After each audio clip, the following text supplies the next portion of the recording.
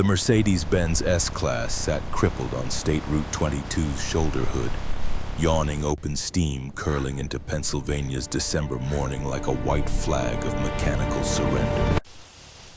7:17 a.m., according to the Cartier Santos watch catching weak sunlight on Sophia Winter's wrist as she gripped her phone with enough force to crack cheaper devices. Her voice carried the kind of cold fury that made corporate vice presidents check their calendars nervously. "Patterson, I don't care about your logistics issues. The board meeting starts at 9:30 sharp.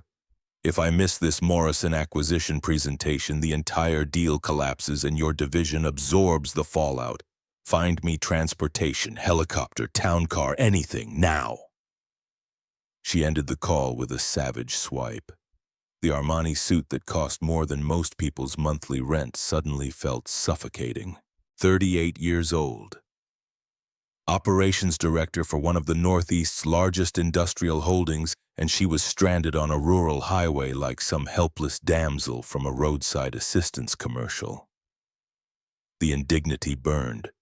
The Ford F-150 that rolled past had seen better decades.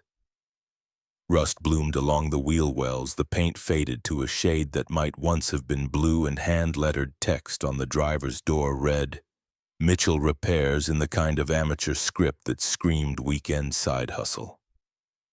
Sophia barely registered it until the truck's brake lights flared red.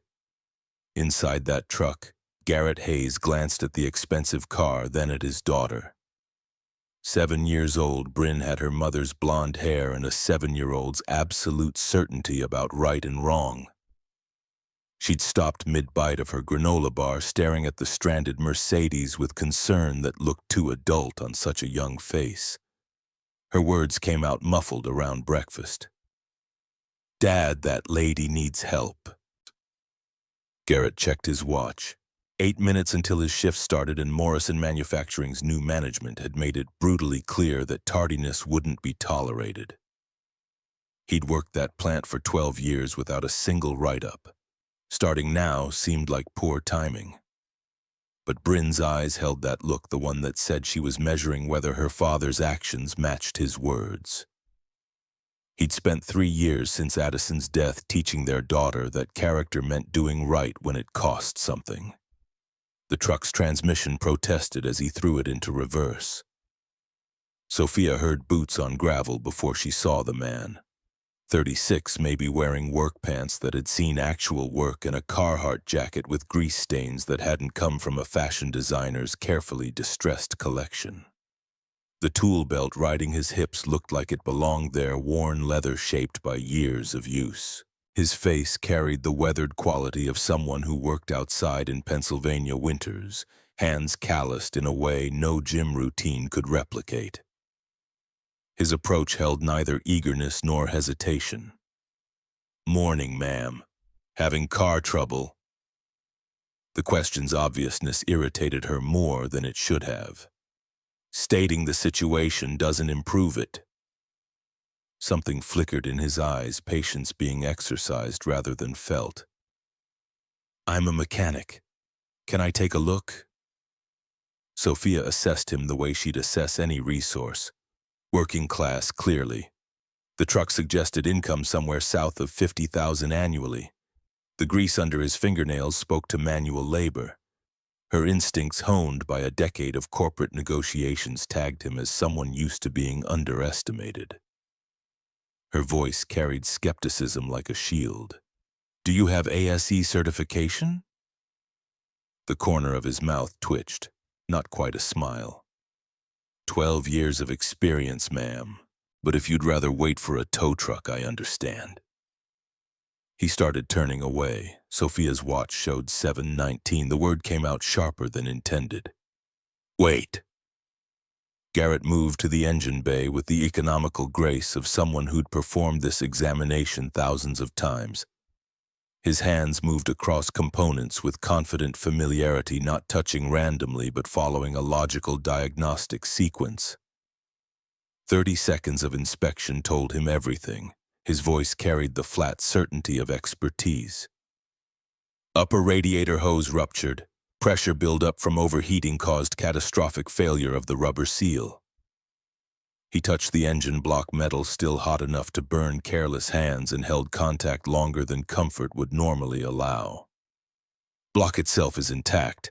I can jerry-rig a temporary fix to get you mobile, but you'll need a proper replacement within 15 miles. This solution won't hold past 50 miles per hour. Sophia found herself watching his hands. They moved with precision, no wasted motion, each action purposeful. Behind him, a little girl had climbed out of the truck and stood nearby, clutching a stuffed elephant that had seen better days. The child's voice carried across the winter morning. "Dad, what's wrong with the pretty lady's car?" Garrett's answer came without looking up from the engine. "See this hose, princess? When pressure builds up inside a closed system without a release valve, something eventually gives way. That's why engineers design safety mechanisms into everything important. Pressure needs somewhere to go." Bryn nodded with the seriousness of a graduate student. She picked up a wrench from her father's toolbox, clearly knowing exactly where it lived, and handed it to him without being asked. The practiced coordination spoke to countless hours of this exact routine. Something unfamiliar stirred in Sophia's chest. She recognized it intellectually as envy, though the emotion felt foreign enough to be uncomfortable. This man and his daughter shared a bond that existed outside spreadsheets and quarterly earnings reports, beyond designer clothes and luxury vehicles. Real connection, uncomplicated by wealth or status or the 1,000 other factors that turned Sophia's relationships into chess matches. Garrett worked with the focused intensity of someone racing a clock. 7 minutes passed in near silence, broken only by the clink of metal on metal and Bryn's occasional question about what her father was doing and why. When he straightened, wiping his hands on a shop rag that had started life as someone's old t-shirt, his expression carried satisfaction. "Done. But don't push past 50 and find a mechanic within the next 15 miles. This fix is temporary. It'll get you where you're going, but that's all it's designed for." Sophia reached for her Louis Vuitton wallet. The gesture felt automatic, the way she solved most problems. Benjamin Franklin's face stared up at her in a neat stack. "How much, though?" Garrett's refusal came without hesitation. "No charge, ma'am. Just helping someone in a tough spot." The response genuinely surprised her. In Sophia's world, everyone wanted something. Favors carried invisible price tags that came due at inconvenient moments. Free help existed only in children's books and political speeches. Her voice softened fractionally. "You're serious?" His eyes met hers directly. "Yes, ma'am. Drive safe." Sophia opened her mouth to insist on payment, then closed it. Something about his expression suggested that pushing would insult him in ways money couldn't repair. Instead, she found herself asking a different question. The words came out gentler than she'd intended. "At least tell me where you work." Garrett paused, one hand on Bryn's shoulder. "Morrison Manufacturing. Machine shop." The information hit Sophia like cold water.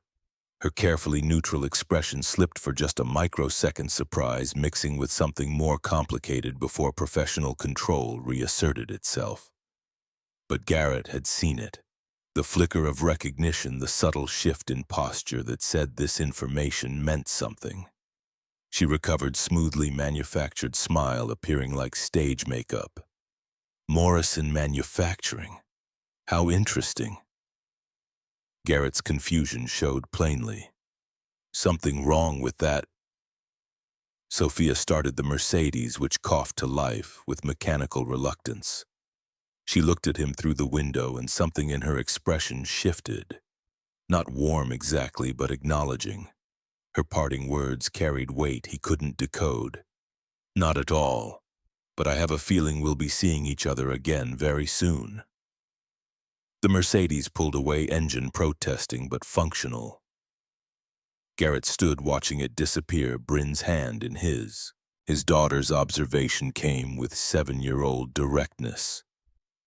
"Dad, why were you looking at her like that?" Heat crept up Garrett's neck. "I wasn't looking." Bryn's knowing expression belonged on someone 3 times her age. "You looked at her the way you look at Mommy in the photos, the ones in your bedroom." Garrett had no response to that, because Bryn was right and lying to his daughter ranked high on his list of unacceptable behaviors. Something about Sophia Winters had struck a chord he'd thought permanently silenced by grief. Not just physical attraction, though she was undeniably beautiful. Something in her eyes suggested depths hidden beneath that corporate armor, vulnerability carefully locked away from a world that would exploit it. He pushed the thought aside as they climbed back into the truck. Whatever momentary connection he'd felt was irrelevant. Women like Sophia Winters existed in a different universe than single-father mechanics driving rust-bucket Fords. The dashboard clock showed 7:32 as they pulled into Morrison Manufacturing's employee parking lot. Garrett had exactly 13 minutes before his shift started. Just enough time to drop Bryn at the on-site childcare center that Richard Morrison had been threatening to cut for 6 straight months. Bryn's question came as he unbuckled her seatbelt. "Dad, will you see that pretty lady again?" Garrett kissed her forehead, breathing in the strawberry scent of her shampoo. "Don't think so, sweetheart. Women like her don't work in places like this." The irony of those words would haunt him within the hour. Morrison Manufacturing sprawled across 42,000 square feet of industrial Pennsylvania landscape. 82 workers total, down from 123 years ago. The equipment dated back to the 90s, maintenance deferred in favor of quarterly dividend payments. Garrett knew every machine intimately, could diagnose problems from sound. Alone understood the facility's rhythms the way musicians knew their instruments. The PA system crackled to life as he reached his locker. Static preceded the announcement, suggesting the intercom system ranked somewhere near bottom of the maintenance priority list. Richard Morrison's voice carried forced enthusiasm that fooled exactly nobody. "All personnel to main production floor. Mandatory meeting in 5 minutes. Attendance is required." Travis Brennan materialized at Garrett's elbow. 41, built like a fire hydrant, with the kind of strength that came from decades of physical labor rather than gym memberships. His Irish-American family had worked this plant for 2 generations before corporate buyouts changed everything. Travis kept his voice low.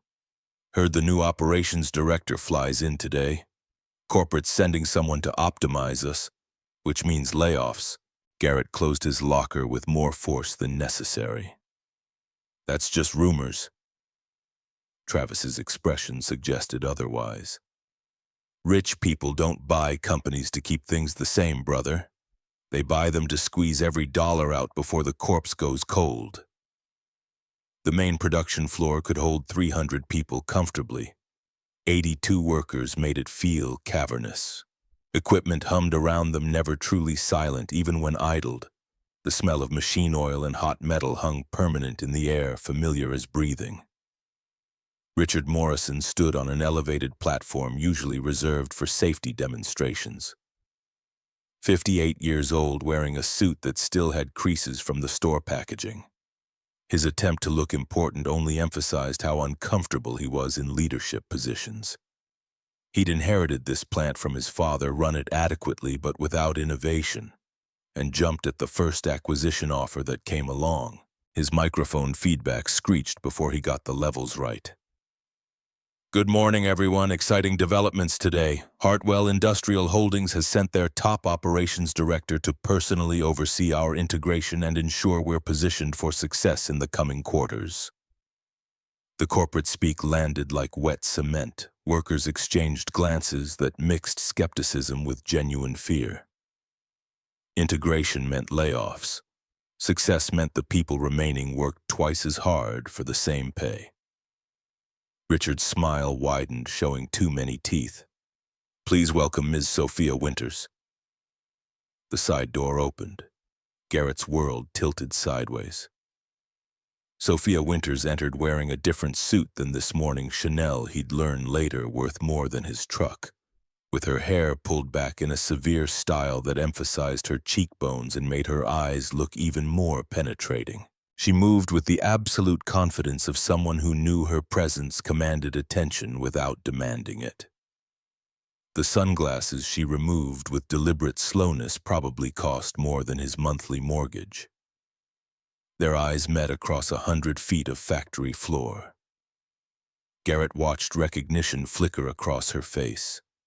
One microsecond where her mask slipped genuine surprise visible before professional control slammed back into place. Then nothing. Her expression went completely neutralized, passing over him like he was another piece of equipment to be cataloged and assessed. Understanding crashed over Garrett like ice water. She'd known. This morning, helping her refusing payment, she'd known exactly who he was and where he worked. The whole interaction had been some kind of test he hadn't known he was taking.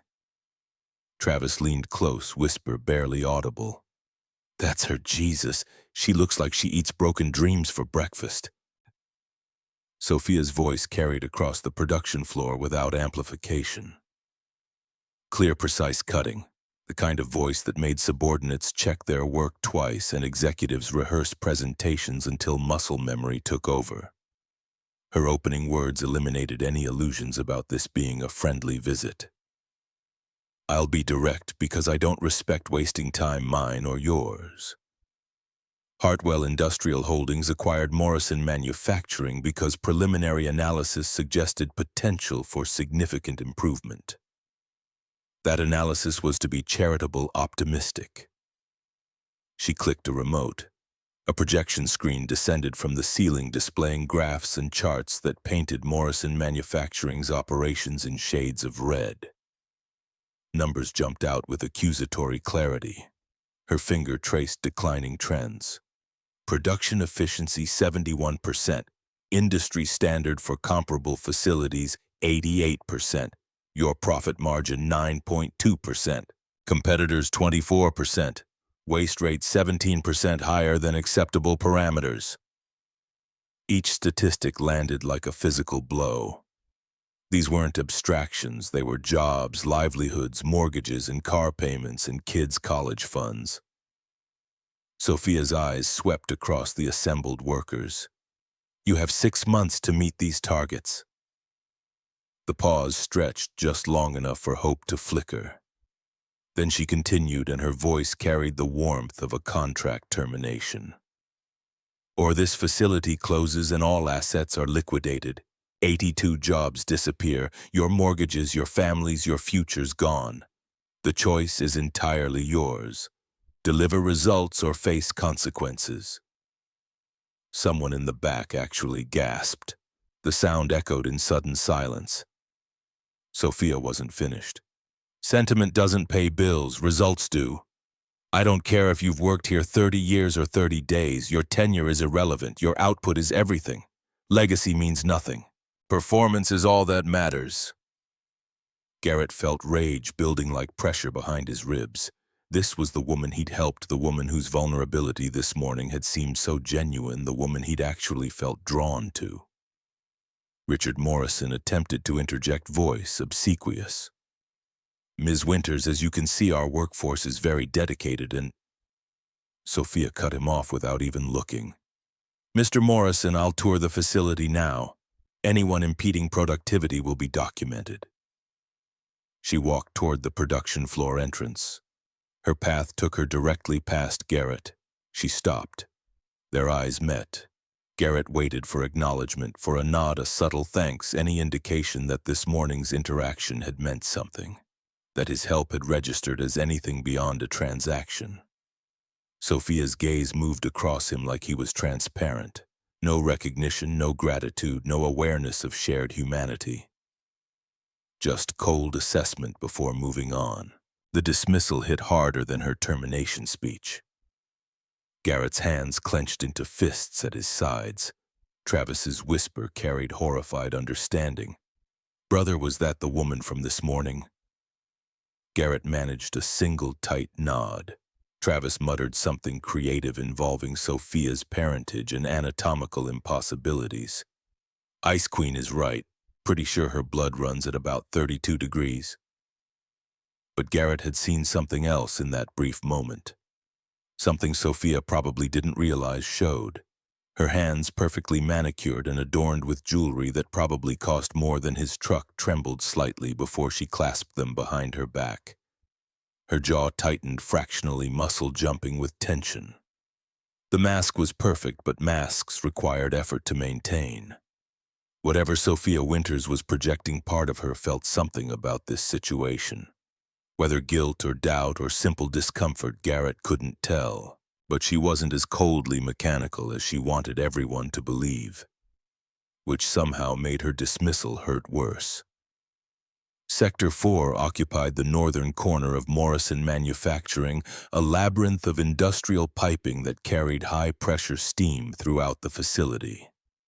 Pipes ranged from 8 inches to 24 inches in diameter, wrapped in insulation that had seen better decades.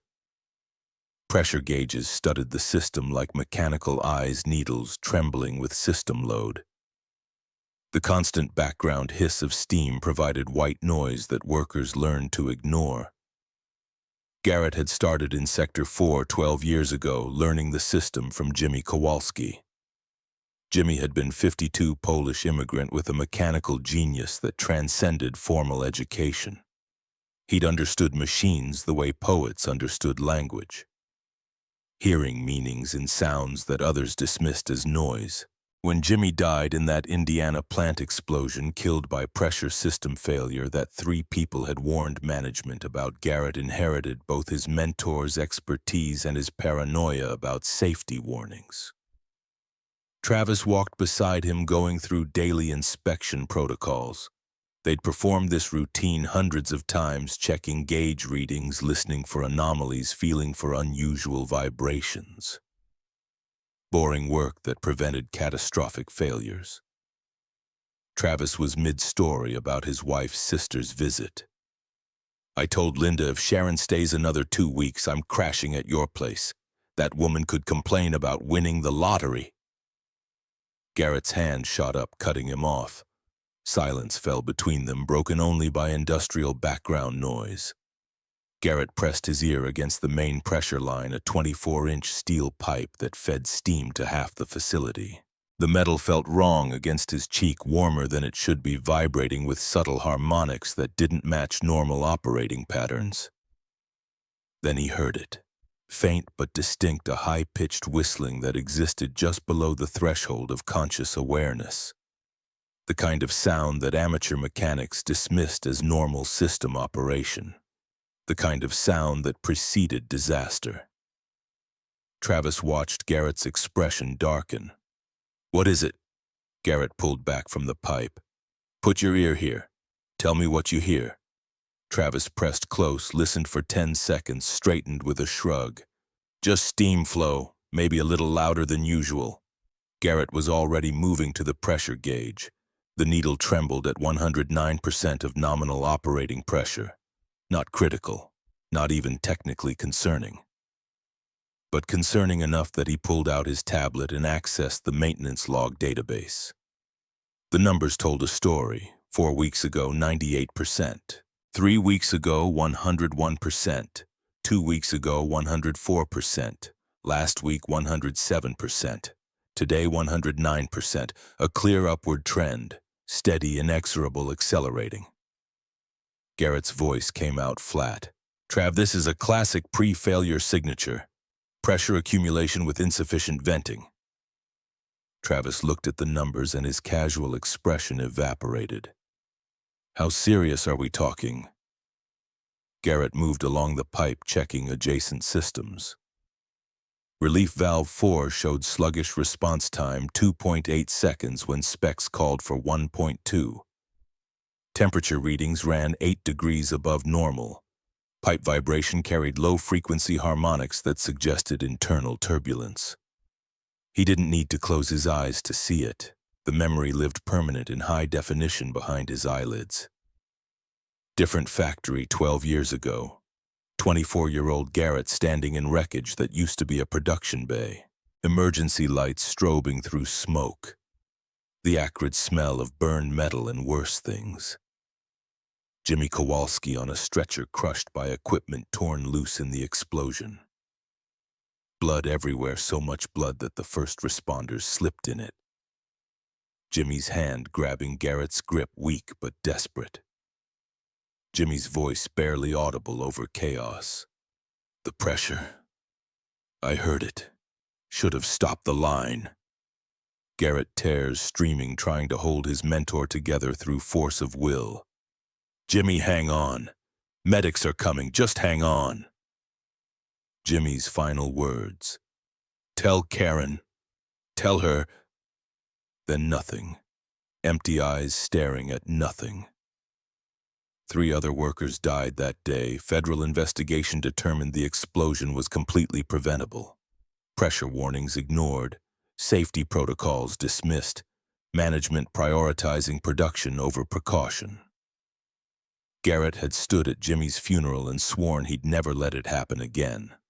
Travis's hand on his shoulder yanked him back to present. Brother, you okay? You went somewhere else. Garrett's hands were shaking. He forced them still. It's identical to Pennsylvania. The pattern, the sound, everything. This is how it starts. Travis glanced at the gauges, then at Garrett's face. Okay, so what do we do? The decision was simple. Report it for immediate shutdown and comprehensive inspection. Travis's expression showed conflict. Man, you heard Ice Queen up there. She's talking productivity targets and efficiency metrics. Garrett's voice came out harder than intended. I don't care what she's talking about. Safety first, always. No exceptions. Travis held up both hands in surrender. Your call, brother. I'm with you. Just saying this might not go how you hope. Sophia Winters and Richard Morrison appeared at Sector 4's entrance, while Garrett was still examining the secondary relief system. They wore hard hats and safety glasses, corporate compliance with safety regulations that neither particularly cared about.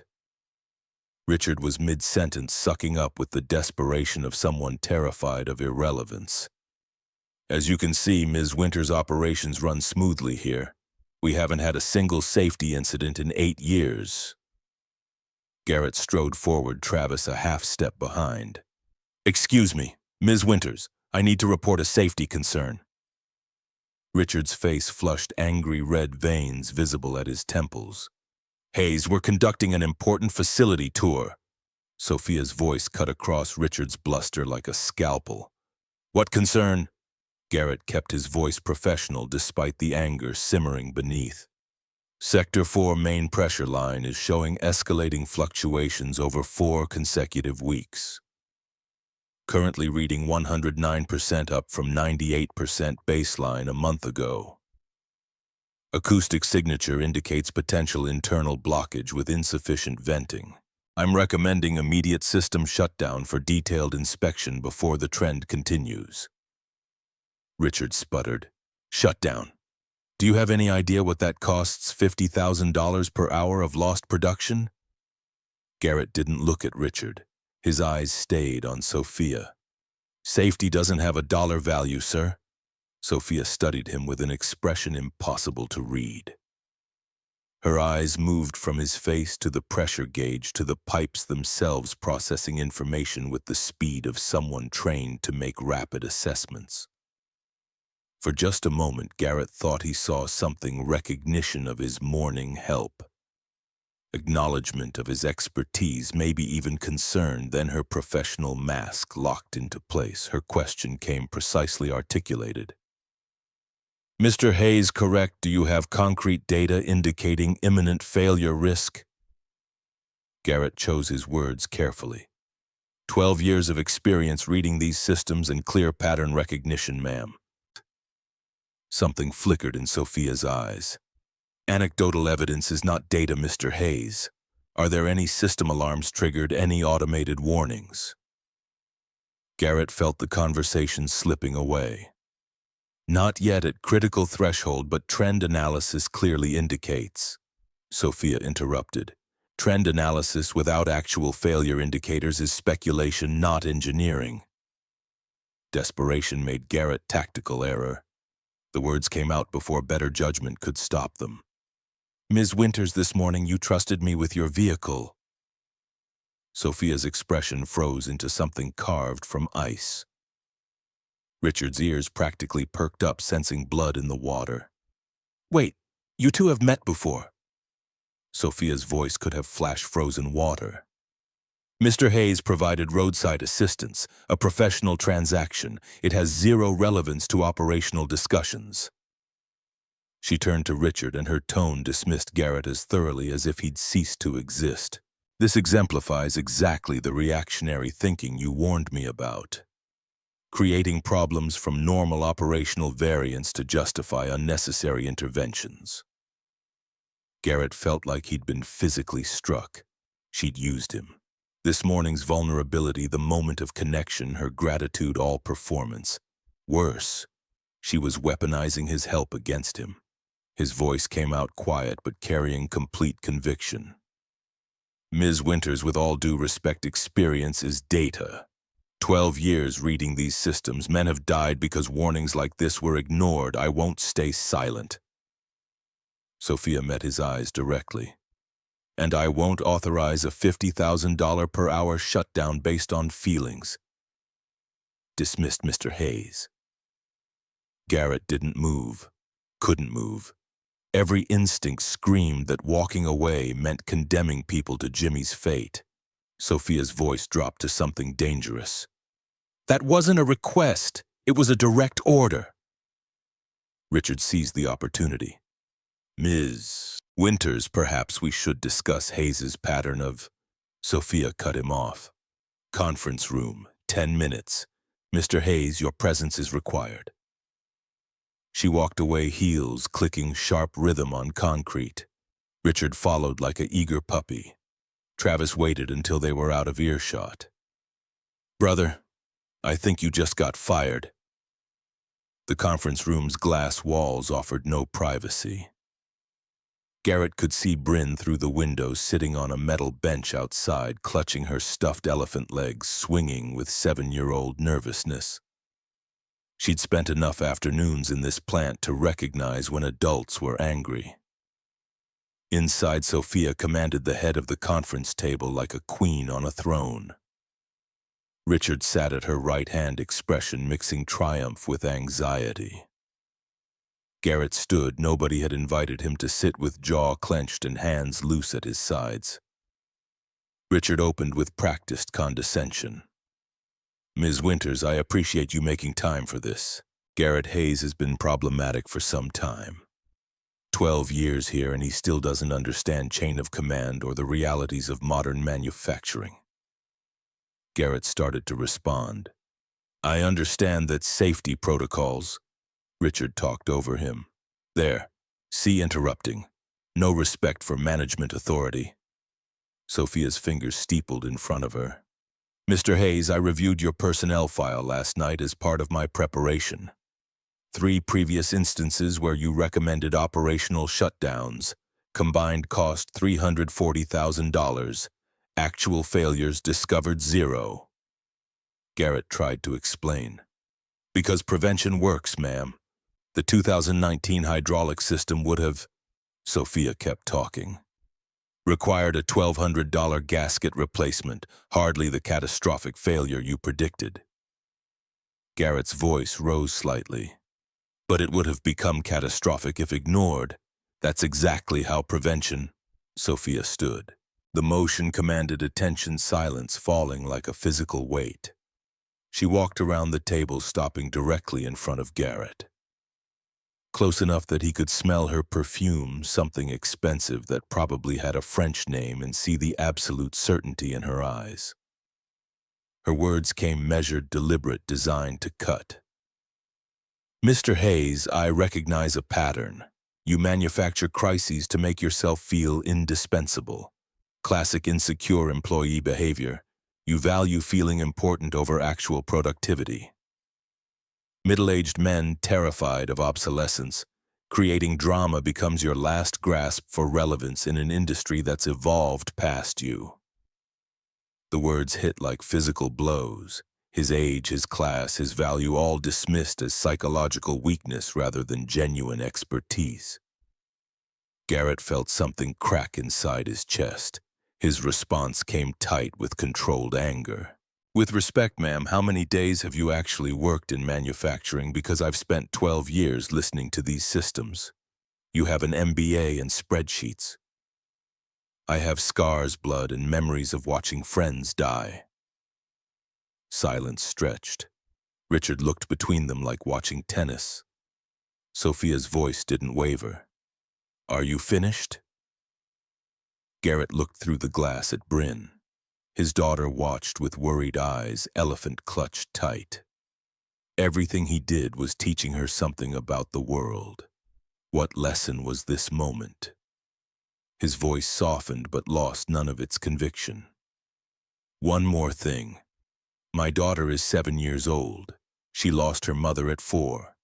Everything I do is to make sure she has a father who comes home every night, and to make sure my co-workers have fathers and mothers who come home to their families.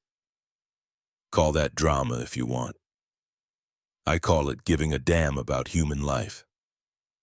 The words hung in air that felt suddenly heavier. Sophia's mask cracked for just an instant. Something moved behind her eyes, pain perhaps, or recognition of loss she understood too well. But it vanished before Garrett could be certain it was real. She turned to Richard. Your recommendation? Richard's triumph was barely concealed. Immediate termination, too many qualified mechanics available without his attitude problems. Sophia's attention returned to Garrett. Pack your belongings. HR will process final paperwork. You'll receive 2 weeks severance. Garrett tried once more. Ms. Winters. Her voice came flat. Security will escort you from the premises. This meeting is concluded. Garrett walked to the door hand on the handle, then stopped, turned back. Every fiber of his being screamed that this woman needed to understand what she was doing. His words came low, but carrying absolute certainty. Ms. Winters, what I'm about to say isn't from anger. It's from 12 years of experience watching these systems. There is something critically wrong in Sector 4. If you ignore it, people will die. And when that happens, and it will happen, you'll have to live with those faces, those families, their children asking why mommy or daddy didn't come home. For the rest of your life, blood doesn't wash off conscience. Sophia's face had gone pale. Is that a threat? Garrett held her gaze. No, ma'am, it's a promise. And you'll remember these words. He walked out. The door closed with finality. Richard's voice carried through the glass. Well handled, Ms. Winters. Decisiveness like that earns respect. Sophia didn't respond. She stared at the door Garrett had exited through, and her hands trembled beneath the conference table where nobody could see. Bryn ran to Garrett the moment he pushed through the door. She hit him at waist-height, arms wrapping tight around him with desperate 7-year-old strength. Her face pressed into his jacket, and he felt her tears soaking through fabric. Her voice came muffled. Daddy, why were they yelling at you? Garrett knelt down, bringing himself eye level with his daughter.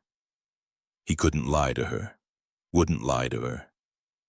Addison had made him promise during those final hospital days that he'd always be honest with Bryn about the important things. His hands found her shoulders, grip gentle but grounding. Baby, sometimes grown-ups disagree about what's important, what matters most. Bryn's eyes, Addison's eyes, the same blue-gray that changed with the light, searched his face. Did you get fired? The words hurt coming out. Yeah, princess, I did. Bryn's arms went around his neck, holding on like he might disappear. But Daddy didn't do anything wrong. Garrett pulled her close, breathing in strawberry shampoo and childhood innocence. Sometimes doing the right thing has consequences, but we're going to be okay. I promise. Her voice broke on the words. I don't want you to be sad. Garrett forced brightness he didn't feel. I'm not sad, sweetheart. I can't be sad when I have you. I'll always have you, baby girl. The walk across the production floor felt longer than it should. 82 workers, 81 now watched Garrett carry Bryn and his toolbox toward the exit. Some met his eyes with sympathy. Others looked away ashamed or fearful or both. A few muttered support too quiet for management to hear. Travis broke from his station crossing to Garrett despite regulations prohibiting it. The hug hit hard, all Irish-American intensity and genuine grief. Travis's voice came rough. This is complete bullshit, brother. Everyone here knows you're right. Garrett managed a smile that probably didn't reach his eyes. Take care of yourself, Trav, and please, watch Sector 4. Travis's expression hardened with determination. You got it. I promise. The December air bit cold after factory warmth. Garrett reached the gate with Bryn still clinging to him when the sound hit his ears. That whistling, the same high-pitched keen he'd heard earlier, but noticeably louder. Pressure building faster than predictions suggested. Every instinct Garrett possessed screamed at him to turn back. He set Bryn down gently. Baby, wait here with the guard for 30 seconds. Daddy needs to talk to someone. Bryn's fear was immediate. Daddy, no. Garrett squeezed her hand. Right back. I promise. He caught Sophia in the parking lot headed for her Mercedes. She had her phone to her ear, probably calling corporate with triumph reports about handling insubordinate employees. His shout carried across asphalt. Ms. Winters! She lowered the phone, annoyance crossing her features. Mr. Hayes, you've been terminated. Leave immediately or I'll call police for trespassing. Garrett closed the distance between them. Please, just 30 seconds. The sound in Sector 4, it's significantly worse than 90 minutes ago. Whatever's building is accelerating. I'm begging you, let me inspect one more time. 5 minutes. That's all.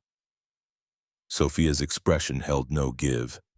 What I see is a desperate man trying to manipulate his way back into employment. Footsteps behind him. Bryn had followed security guard trailing apologetically. She grabbed Sophia's sleeve, the child's hand so small against expensive fabric, and looked up with 7-year-old earnestness that couldn't be faked. Bryn's words tumbled out. Ms. Winters' daddy never lies, not ever. Last winter our house had a pipe making sounds like this. Daddy fixed it before it exploded. He saved our neighbor Mrs. Finch's basement, too. When Daddy hears bad sounds, he's always right. Something shifted in Sophia's eyes. For just a moment, her mask cracked completely. Garrett saw raw emotion beneath doubt, fear, maybe even recognition of truth. Her hand moved toward Bryn's hair, an aborted gesture of comfort or connection. Then the mask slammed back into place. Sophia's voice came cold enough to cause frostbite. Mr. Hayes, using your child to emotionally manipulate me is deplorable. You should be ashamed. Garrett felt like he'd been gutted. I'm not using her, she's just... Sophia turned to security. Escort them off property immediately. If either returns, file trespassing charges. The guard looked apologetic but firm. Come on, Garrett. Don't make this harder than it is. Garrett lifted Bryn, who was crying openly now, and walked to his truck. He didn't look back. Couldn't. The image of Sophia's face that moment when her humanity showed before she buried it would haunt him enough without additional reinforcement. Sophia watched them go, standing alone in the parking lot. Her hands shook so violently she had to clasp them together. She raised the phone back to her ear. Her voice came out not quite steady. Roger, yes. The facility tour went smoothly, no significant issues. The lie tasted like ash and copper, like blood and failure. like every compromise she'd ever made climbing corporate ladders. Garrett's rental house occupied a quiet street in Morrison's working-class neighborhood. 2 bedrooms, $11.50 monthly rent, maintained well enough but clearly inhabited by someone counting every dollar. The furniture was second-hand, but clean. Photos of Addison covered available surfaces, beautiful woman with blonde hair and infectious smile, frozen forever at 33. The mail sat on the kitchen table where Garrett had left it that morning. Bills he'd been avoiding looking at closely because numbers didn't improve with examination. The mortgage payment notice showed $1,785 due in 3 days. Medical bills from Addison's 18-month battle with cancer, bills that insurance had deemed unnecessary or experimental, totaled $10,940 remaining. Bryn's school winter program fee demanded $220 by January 5th. His bank account held $492.18. The math didn't work, hadn't worked for months. Garrett had been juggling payments, robbing Peter to pay Paul, keeping everything barely functional through force of will and creative timing. Losing his job turned juggling into free fall. Bryn sat at the kitchen table, supposedly doing spelling homework.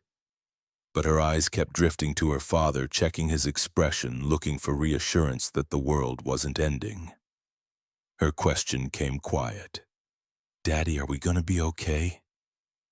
Garrett forced a smile. Lying about this felt wrong, but 7-year-olds didn't need the crushing weight of adult financial terror. "Always, baby, Daddy promises." Bryn's next words hit harder. "Is it my fault you got fired because I talked to that lady?"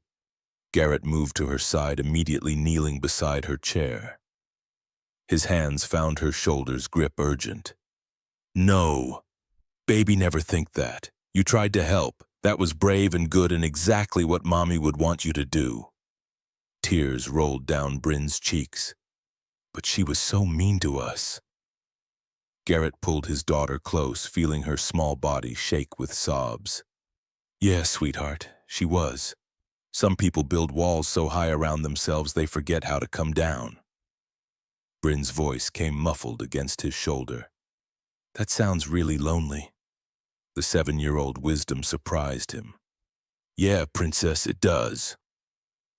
The television provided background noise while Garrett attempted dinner preparation. Local news at 5, mostly forgettable until the anchor's tone shifted to something grave. The anchor's voice carried weight. "Breaking development in the March industrial disaster in Allentown. Federal OSHA investigators today released their final report on the chemical plant explosion that killed 3 workers and injured 27. Garrett's hands froze over the box of pasta.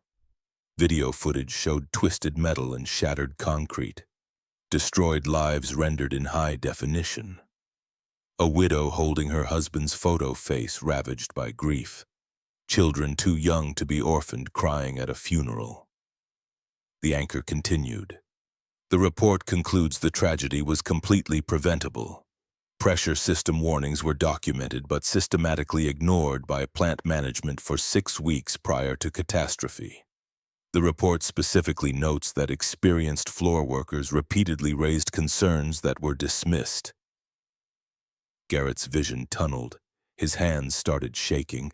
The anchor's next words might have been scripted for him. OSHA Inspector Margaret Reynolds stated, "This is exactly why we require workers' safety concerns to be taken seriously. Experience matters. Lives depend on listening to people who know their systems."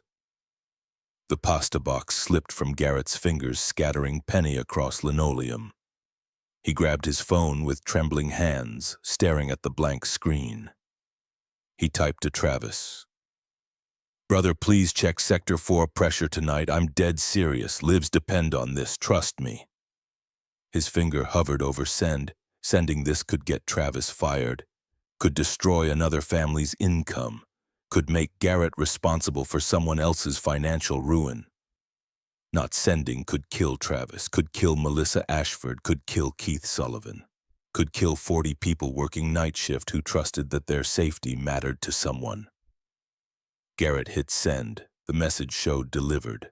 No response came. Morrison Manufacturing's night shift started at 6 p.m. Keith Sullivan took command of operations with the careful attention of someone who followed rules because rules prevented chaos. 44 years old, thinning brown hair belly suggesting too many years of sedentary work. Keith had survived 3 rounds of layoffs by being reliable, punctual, and scrupulously by the book.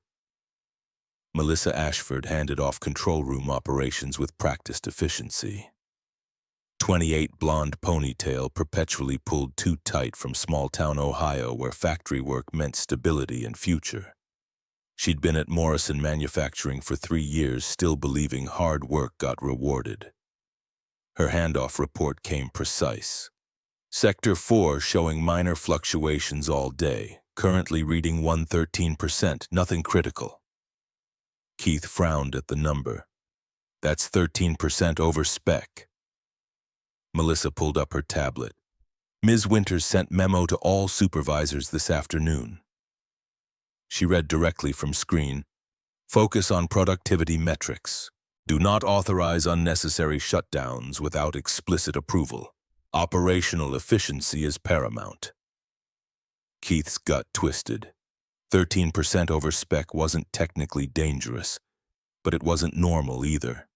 And the memory of Garrett Hayes being fired that morning, fired for raising similar concerns, hung heavy in his mind. His response came careful. Keep monitoring. Alert me if it hits 120. Melissa nodded, gathering her things. Will do. Have a quiet night. But quiet nights rarely stayed that way. Sophia's hotel suite occupied the 14th floor of Morrison's nicest hotel, which qualified as 3-star by generous assessment. The corporate card covered $425 nightly for generic luxury acceptable furniture, decent Wi-Fi, room service that arrived lukewarm. The wine from the minibar cost $14 and tasted like it. Her laptop displayed Morrison Manufacturing's financial projections. The numbers told stories of decline in efficiency, wasted potential. Fixing this facility would require ruthless decisions. More terminations beyond Garrett Hayes, equipment upgrades that workers would resist, process changes that would eliminate positions. Sophia knew how to read spreadsheets. She'd built her career on translating data into action, sentiment into strategy. Emotions didn't appear in quarterly reports. Feelings didn't influence stock prices. So why did her hands shake holding the wine glass? Her phone rang. Wallace Hartwell's name appeared on screen. 63 years old, her father's best friend, the closest thing to family she had left after her father's death 2 years ago. Board member mentor, the person who'd pushed for her promotion to operations director, when others questioned whether she had the necessary ruthlessness. His voice came through warm but probing. Sophia, heard you terminated someone on day 1, making a statement to the workforce. Sophia's response came automatic. He was insubordinate. Wallace's silence carried weight. Then, or he was right and you were too proud to hear it. The accusation stung. He had no concrete data to support, Wallace interrupted gently. I remember when you were 26, your first major project. You insisted that supply chain reorganization would work despite warnings from logistics people who'd been doing it for decades. Cost us $4 million before you admitted the flaw. Sophia felt her face flush despite being alone. This is different. Wallace's voice carried affection mixed with warning. Is it? Or does this man remind you there are things your degrees don't teach? Your father built his fortune on numbers, yes, but he also listened to men who knew their craft. Pride is expensive, Sophia, sometimes deadly. Don't confuse confidence with wisdom. The call ended. Sophia sat alone with her laptop and her wine and the weight of decisions that couldn't be unmade. She pulled up Garrett Hayes' personnel file. The photo showed serious face, kind eyes, hands that worked for living. 12 years perfect safety record. 3 formal commendations for preventing incidents. 0 disciplinary actions before today, the kind of employee any facility would want. Security footage from that morning played on her screen. Garrett fixing her car with competent hands. The gentle way he explained things to his daughter. His refusal of payment despite obvious financial need. His dignity in the face of her condescension. Sophia reached for her phone. Garrett's number existed in HR files. She could call, apologize, ask him to return for inspection. Admit she'd acted hastily, let ego override judgment. Her finger hovered over the call button. Everything in her screamed to make that call. Every instinct suggested Garrett Hayes was exactly the kind of person she should listen to. His concern was genuine. His experience mattered. His warning deserved investigation. But calling him meant admitting weakness. Meant showing the workforce that their new operations director could be swayed by emotional appeals. Corporate would hear about it. Her position, fought for, earned through years of ruthless competition, would become vulnerable. Sophia set the phone down without calling. The decision would haunt her. Back in Garrett's small house, bedtime routines provided familiar comfort in a day gone catastrophically wrong. Bryn brushed her teeth, put on pajamas decorated with cartoon animals, climbed into bed with her stuffed elephant. Garrett sat on the edge of her bed, smoothing blonde hair back from her forehead. "You okay, princess?" Bryn's question came with 7-year-old directness. "Daddy, will that lady ever stop being mean?" Garrett considered lying, decided against it. "I don't know, baby. Some people are so scared of being wrong they can't hear what's right anymore." Bryn processed this with unusual gravity. "That's really sad." Garrett kissed her forehead. "It is." Bryn's arms went around his neck. "I'm glad you're not like that, Daddy." The simple statement threatened to break him. "Sleep tight, princess. Love you to the moon." Bryn's response came automatic from years of repetition. "And back, Daddy, times infinity." Garrett turned off her light, leaving the door cracked the way she liked. Then he went to the living room and collapsed onto the second-hand couch that sagged in the middle. The photo on the mantel showed Addison on their wedding day. 28 years old, radiant in a dress they'd found at a consignment shop, flowers from the grocery store ceremony at the courthouse because they couldn't afford anything elaborate. The happiest day of his life before Bryn was born. His voice came out barely above whisper. "Did I do the right thing, Addie? Did I teach her what you wanted, or did I just make everything worse?" Addison's photo didn't answer. Never would. Garrett sat alone in the dark, phone silent on the coffee table, clock ticking toward 9 p.m. Somewhere across town, night shift worked. Somewhere in Sector 4, pressure climbed. Somewhere disaster approached on mechanical inevitability. And nobody listened. Travis Brennan's phone vibrated during his dinner break at 7:15 p.m. The text from Garrett appeared simple, direct, carrying urgency that transcended the limitations of digital communication. Travis read it twice, setting down the sandwich that suddenly tasted like cardboard. He glanced around the break room. 2 other mechanics ate in silence, exhausted from 9 hours already logged.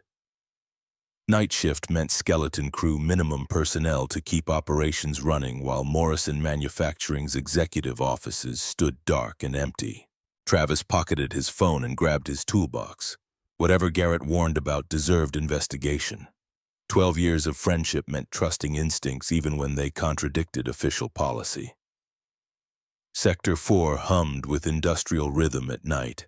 Fewer workers meant the mechanical sounds dominated steam, hissing through pipes, pressure relief valves, cycling the deep thrumming vibration of systems pushing rated capacity.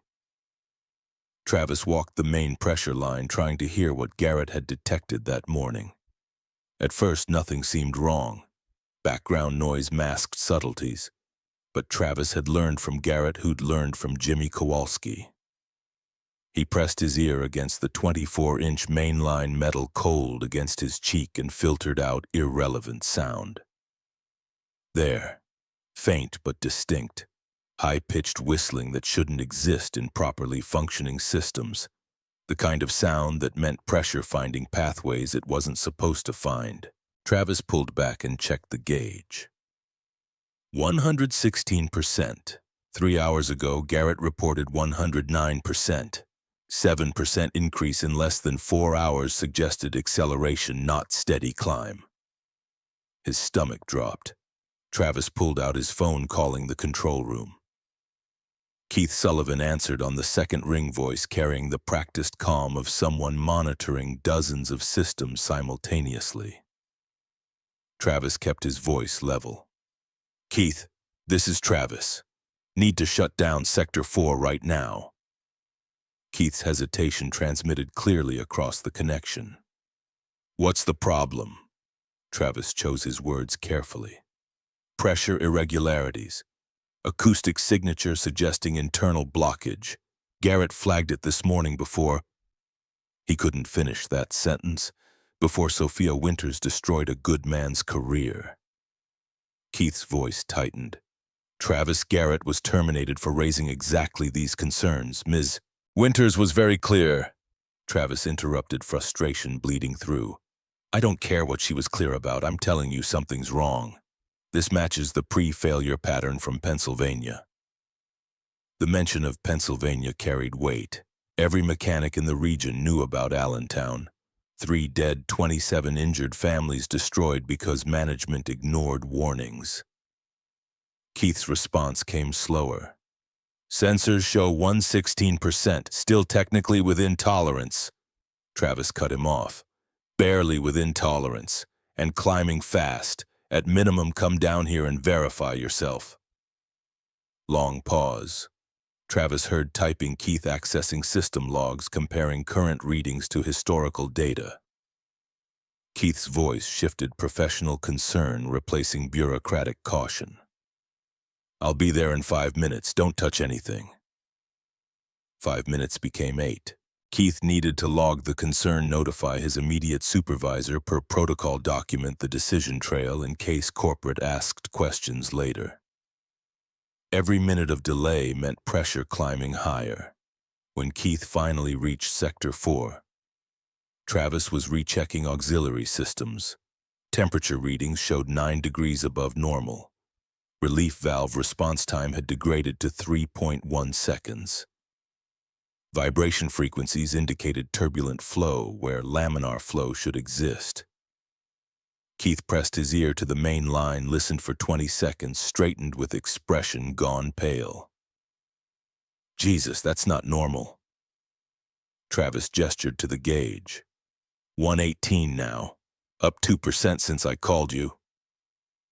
Keith pulled out his tablet, accessing shutdown protocols. "Initiating emergency shutdown sequence." His fingers moved across the screen with practiced efficiency. The system should respond within seconds. Automated valves redirecting flow pressure, bleeding off through relief systems, temperature normalizing as steam flow decreased.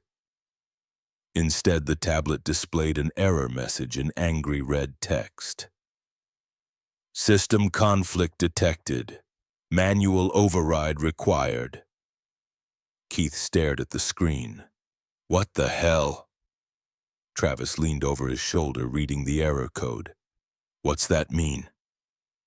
Keith tried the command again. Same error. He attempted alternate shutdown pathways. Each returned identical rejection. His voice carried genuine fear now.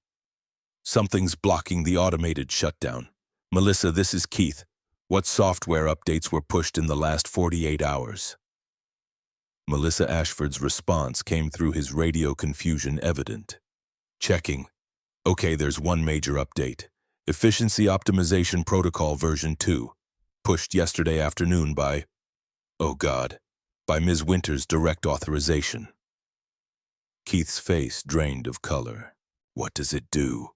Melissa's voice shook as she read. It's designed to minimize energy waste by optimizing pressure cycles and preventing unnecessary venting. It treats pressure release as inefficiency and blocks relief protocols unless manual override is... Her voice trailed off as realization hit. Keith, it's preventing the safety systems from functioning.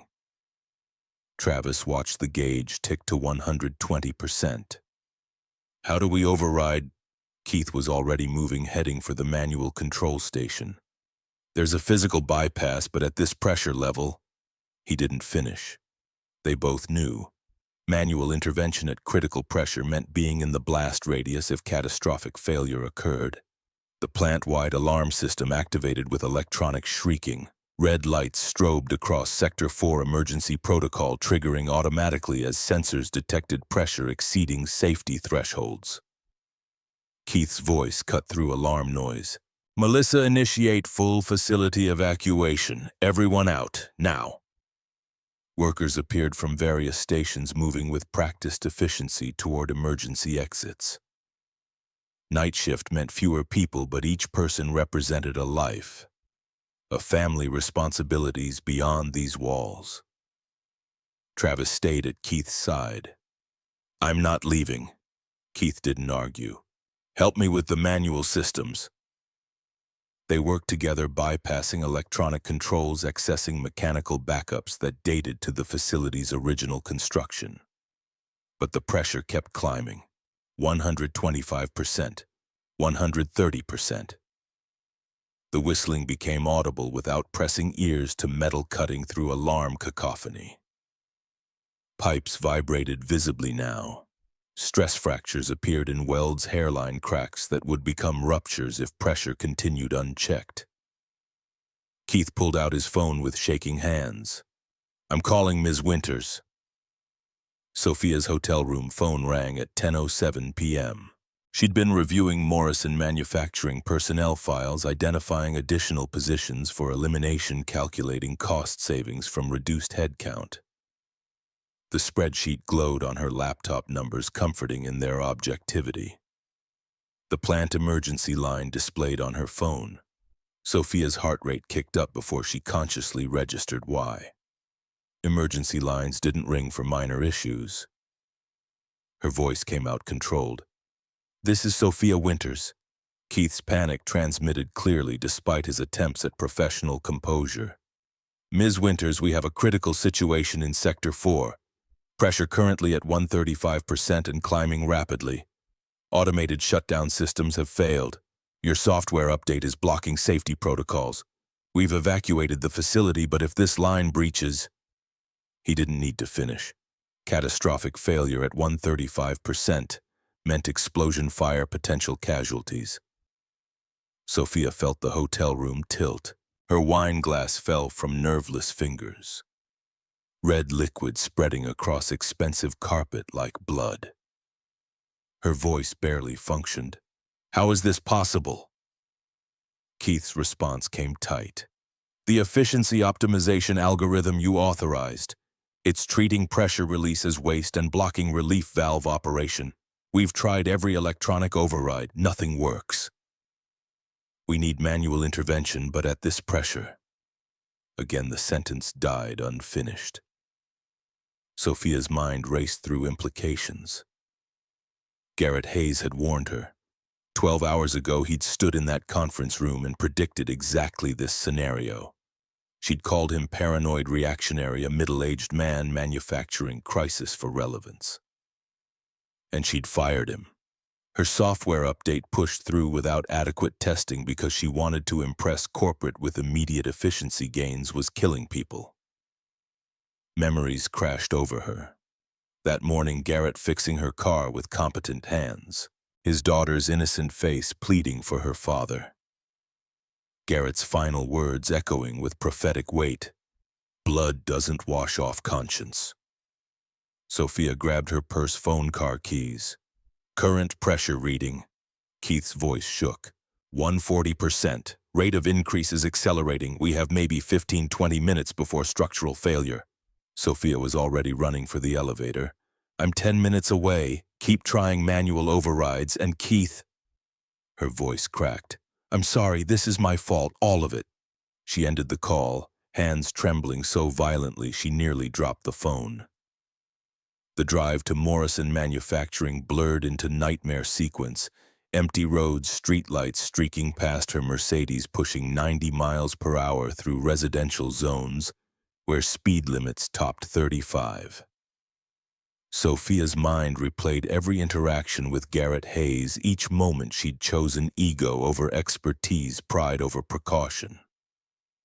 She'd built her career on being right, ruthlessly, objectively right. Numbers didn't lie. Data told truth. Sentiment was weakness that successful people eliminated.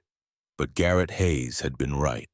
His experience, his intuition, his 12 years listening to machines, all valid data she'd dismissed because it didn't fit her preconceptions. Because acknowledging his expertise meant admitting her ignorance. People were going to die because of her arrogance. The thought threatened to paralyze her. Sophia forced it aside, focusing on immediate action.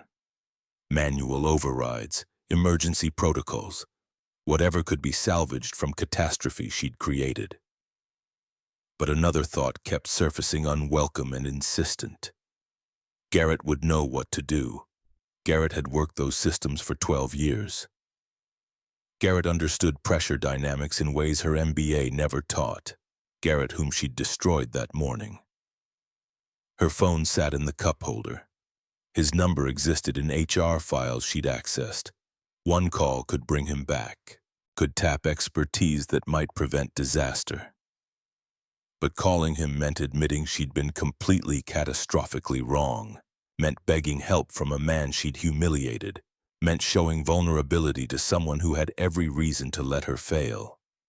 Sophia's pride warred with desperation. At 165% pressure, desperation won. Her trembling fingers found his contact. The phone rang once, twice, 3 times. Maybe he wouldn't answer. Maybe he'd see her name and let it go to voicemail, enjoying the poetic justice of her pleading with slants. On the 4th ring, Garrett answered. His voice carried wariness, exhaustion, resignation. "Ms. Winters." Sophia's carefully prepared speech disintegrated. "Garrett, Mr. Hayes, Her voice broke completely. Professional composure shattered under the weight of terror and guilt and desperate need. She started again, forcing words through constricted throat. "You were right. Sector 4 is critical. 165% pressure and climbing. Automated systems failed because of my software update. We've evacuated, but we can't shut it down. My mistake is killing people and The words caught. "I need your help. Please." Silence on the line. Sophia heard background noise, television, maybe sounds of normal evening at home, the life she'd destroyed that morning. When Garrett spoke, his voice had shifted. The wary exhaustion vanished, replaced by focused intensity. "Current readings." Sophia's brain latched onto concrete questions, lifeline in drowning panic. 165%. Keith says rate of increase is accelerating. Maybe 15 minutes before breach. More silence. Sophia imagined Garrett thinking mental calculations, running through scenarios and solutions built from 12 years' experience. His next question came precise. "Manual bypass accessible." Sophia had no idea. "Keith's at the plant. He's trying." Garrett cut her off. "Put Keith on speaker when I arrive. I'll be there in 18 minutes. The statement registered slowly. "You're coming." Something in Garrett's voice softened fractionally. "People's lives are at stake. That matters more than—" He paused. "More than everything else. Keep everyone away from Sector 4. I mean everyone. At this pressure, if it goes, the blast radius is 200 feet minimum." Sophia's throat closed completely. "Garrett, I don't deserve your help. What I did to you—" His response came quiet but carrying absolute conviction. "This isn't about what you deserve, it's about what's right. Now let me go so I can get there." The line went dead. Sophia gripped the steering wheel hard enough to hurt vision, blurring with tears she couldn't afford to shed. Not yet. Not until this was over. Not until she knew whether her arrogance had killed people or whether Garrett Hayes' expertise could pull salvation from her catastrophic failure. Garrett stood in his living room, phone still in hand, heart hammering against ribs. The decision had taken approximately 3 seconds.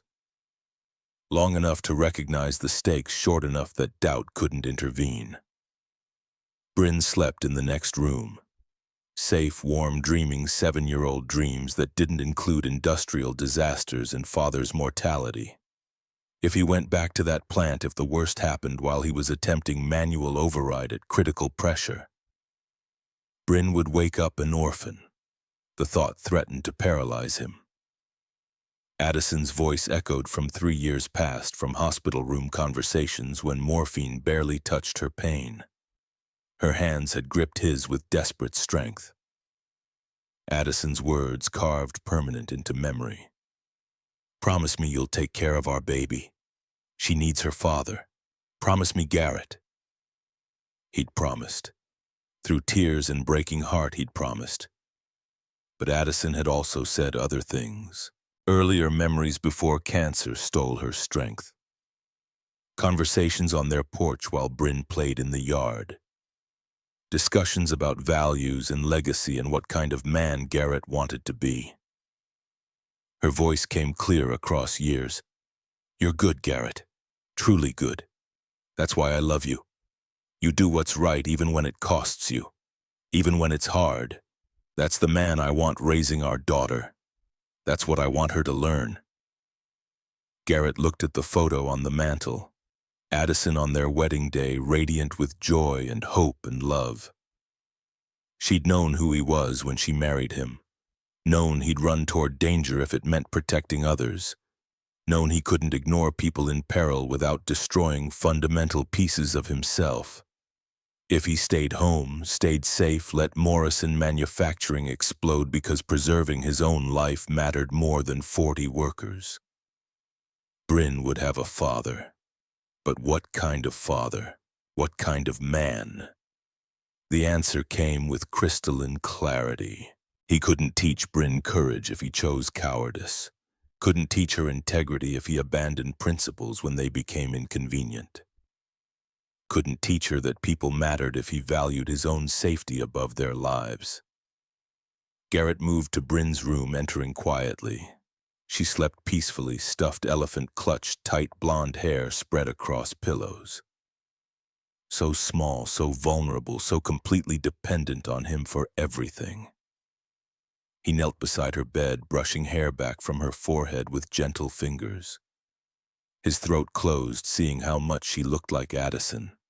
Same bone structure, same unconscious expressions, same spirit that made both of them better than he deserved. Garrett pulled out his phone, typing quickly before courage could fail.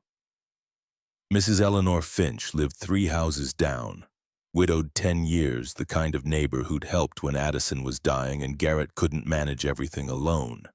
The text message kept it simple. Eleanor, emergency at plant. Life or death. Can you come stay with Bryn, please? Response came within 30 seconds. On my way. Garrett found paper and pen in Bryn's homework folder. His handwriting shook as he wrote words that might be final message to his daughter. Bryn, if you're reading this and Daddy didn't come home, I need you to know something important. You are the best thing that ever happened to me. Every single day with you has been a gift. You made the hard days worth it. You gave me purpose when I lost Mommy. You are my whole heart. Be strong, princess. Be kind. Be brave. Remember what Daddy always said, doing the right thing isn't always easy, but it's always right. I love you more than all the stars in the sky. Forever and always, Daddy. He placed the note on her nightstand, where she'd see it immediately upon waking. Then he kissed her forehead, breathing in strawberry shampoo and childhood innocence one more time. Bryn stirred slightly. Daddy! Garrett's voice came out strangled. Shh, princess, just checking on you. Go back to sleep. She settled immediately, trust absolute. Garrett stood watching her for 10 seconds that felt like eternity, memorizing every detail. Then he forced himself to leave before resolve crumbled. Eleanor Finch arrived as he reached the front door. 65 gray hair in curler's bathrobe over sensible pajamas. She took one look at Garrett's face and asked no questions. Her hug conveyed understanding, concern, prayer. "Go do what needs doing. I'll watch over your girl." Garrett's toolbox sat in the truck bed. He'd cleaned it out that afternoon, bitter ceremony of unemployment. Now he grabbed it, muscle memory checking that essential tools remained: wrenches, pliers, emergency override keys that officially didn't exist but every experienced mechanic kept anyway. The Ford's engine coughed to life. Garrett backed out of his driveway, watching his house shrink in the rearview mirror. The porch light Eleanor turned on made it look warm. Safe, permanent. Everything he might be leaving behind. The drive to Morrison Manufacturing took 16 minutes. Garrett pushed the truck harder than mechanically advisable, engine protesting speeds it wasn't designed for. The roads were empty December night, cold enough that sensible people stayed inside. His mind ran through scenarios, calculating possibilities. Manual override at 165% pressure meant working directly at the system's weakest point. One wrong move, one miscalculation, 1 second of bad timing, and catastrophic failure would occur with him in the blast radius. But he'd studied those systems for 12 years, understood pressure dynamics intimately, knew which valves to manipulate, which sequences to follow, how to bleed pressure gradually instead of triggering explosive decompression. Theory was clean. Reality involved human error, equipment, age factors beyond control. Garrett's hands tightened on the steering wheel. Fear lived permanent in his gut now, cold and heavy. But fear didn't eliminate choice. Courage wasn't absence of fear. Courage was acting despite terror because the alternative was unacceptable. Morrison Manufacturing appeared ahead, emergency lights strobing red and blue. Fire trucks, ambulances, police vehicles, full disaster response staging for catastrophe that hadn't happened yet. Workers clustered in parking lot, evacuated from danger but unable to leave completely. These were their livelihoods, their identities, their futures at stake. Garrett pulled into the lot. His ancient Ford looked absurd among emergency vehicles, rust and primer patches screaming poverty and obsolescence. Sophia Winters stood at the main entrance, illuminated by emergency lights. Her designer suit was rumpled now, hair escaping from its severe style makeup smudged. The polished executive from that morning had vanished, replaced by a woman on the edge of complete breakdown. Their eyes met across 50 feet of asphalt. Something passed between them. Not forgiveness, too soon, too complicated, but recognition. Acknowledgement of shared humanity, mutual fear, desperate hope that disaster could still be averted. Garrett walked toward her, toolbox in hand, every step conscious choice. He could still turn around, could let Sophia Winters live with consequences of her arrogance, could go home to Bryn in safety. But that wasn't who he was. Sophia's voice came out raw. "Garrett, thank God. I thought—" He moved past her toward the entrance. "Where's Keith?" Sophia followed, practically running to keep pace. "Control room. Pressure's at 178 now. He says maybe 10 minutes before—" Garrett cut her off. "Save it. We don't have time." They entered Morrison Manufacturing's familiar space, transformed by emergency lighting and alarm sirens into something alien. The building that had been Garrett's second home for 12 years felt hostile now, machinery thrumming with barely contained destruction. The control room blazed with warning lights. Keith Sullivan looked up as Garrett entered, relief flooding his features. "Garrett, Jesus, am I glad to see you." Garrett moved to the control panel, eyes scanning readouts with practiced speed. Pressure 182%, temperature critical, vibration analysis approaching failure threshold. Every indicator screamed imminent catastrophe. His voice came calm despite circumstances. "Talk me through what you've tried." Keith launched into technical explanation detailing every attempted shutdown sequence, every override that failed, every workaround that Sophia's optimization software blocked. Garrett listened with complete focus, mental model building of system state. Pressure, distribution, failure points. When Keith finished, Garrett nodded once. "Okay, manual override it is." Sophia's voice came from behind him, small and broken. "Garrett, at this pressure level, if something goes wrong..." He turned to face her. Their eyes met and something shifted. The anger from that morning, the humiliation, the betrayal, all present but somehow secondary to larger truth. They were two people trying to prevent tragedy. Everything else could wait. Garrett's response came quiet. "If something goes wrong, it won't matter where I am. Blast radius at 182% takes out half the building. I'm going in because I'm the only one here who knows those systems well enough to maybe pull this off. Not because I'm brave, because I'm the only option." Sophia's tears finally broke through. "I'm so sorry. For everything. For not listening, for firing you, for creating this disaster." Garrett held up one hand, stopping her. "Later. Right now, Keith needs to coordinate from here. You need to make sure everyone stays clear of Sector 4. And I need to go turn a very dangerous wheel at exactly the right speed or we all die." He walked out of the control room without waiting for response toolbox in hand, heading toward Sector 4 and whatever fate waited there. Behind him, Sophia Winters stood frozen, watching him disappear into the building's depths. Watching him walk toward potential death to fix her mistake. Watching real courage in motion. She whispered to empty air, voice breaking, "Please come back." Sector 4 at night resembled something from industrial nightmare. Emergency lighting cast harsh shadows across pipe networks, turning familiar equipment into alien landscape. The alarm's electronic scream provided constant soundtrack to approaching catastrophe. But underneath that manufactured urgency ran something worse. The mechanical shrieking of metal pushed beyond design limits. Garrett heard it the moment he entered. That whistling had evolved into full roar pressure, finding every microscopic weakness in aging infrastructure, exploiting gaps that shouldn't exist. The sound carried physical weight, vibration transmitted through concrete floor into his boots, up his legs, settling in his chest like foreboding made tangible. The pressure gauge showed 185%, 8% increase since Sophia's phone call 18 minutes ago. The acceleration curve was steepening, approaching the exponential growth that preceded structural failure. Garrett moved to the manual override housing with deliberate calm. Panic served no purpose. Fear was passenger now, along for the ride but not driving.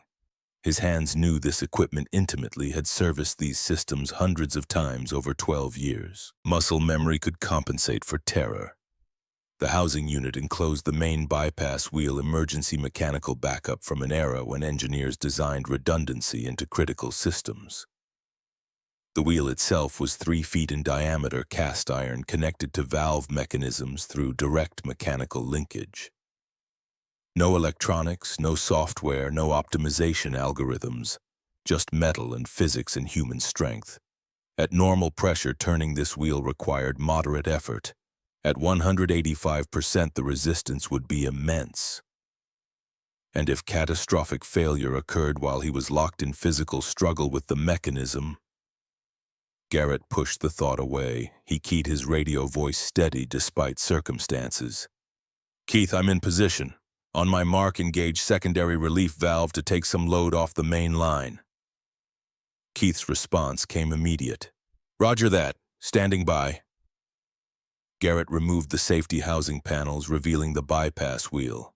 Steam leaked from microfractures in surrounding pipes, hot enough to scald exposed skin. He pulled work gloves from his pocket, inadequate protection but better than nothing. His hands gripped the wheel. The metal felt alive, thrumming with barely contained energy. 185% pressure translated to forces that could tear human bodies apart, reduce industrial equipment to shrapnel turn. Solid infrastructure into explosive projectiles.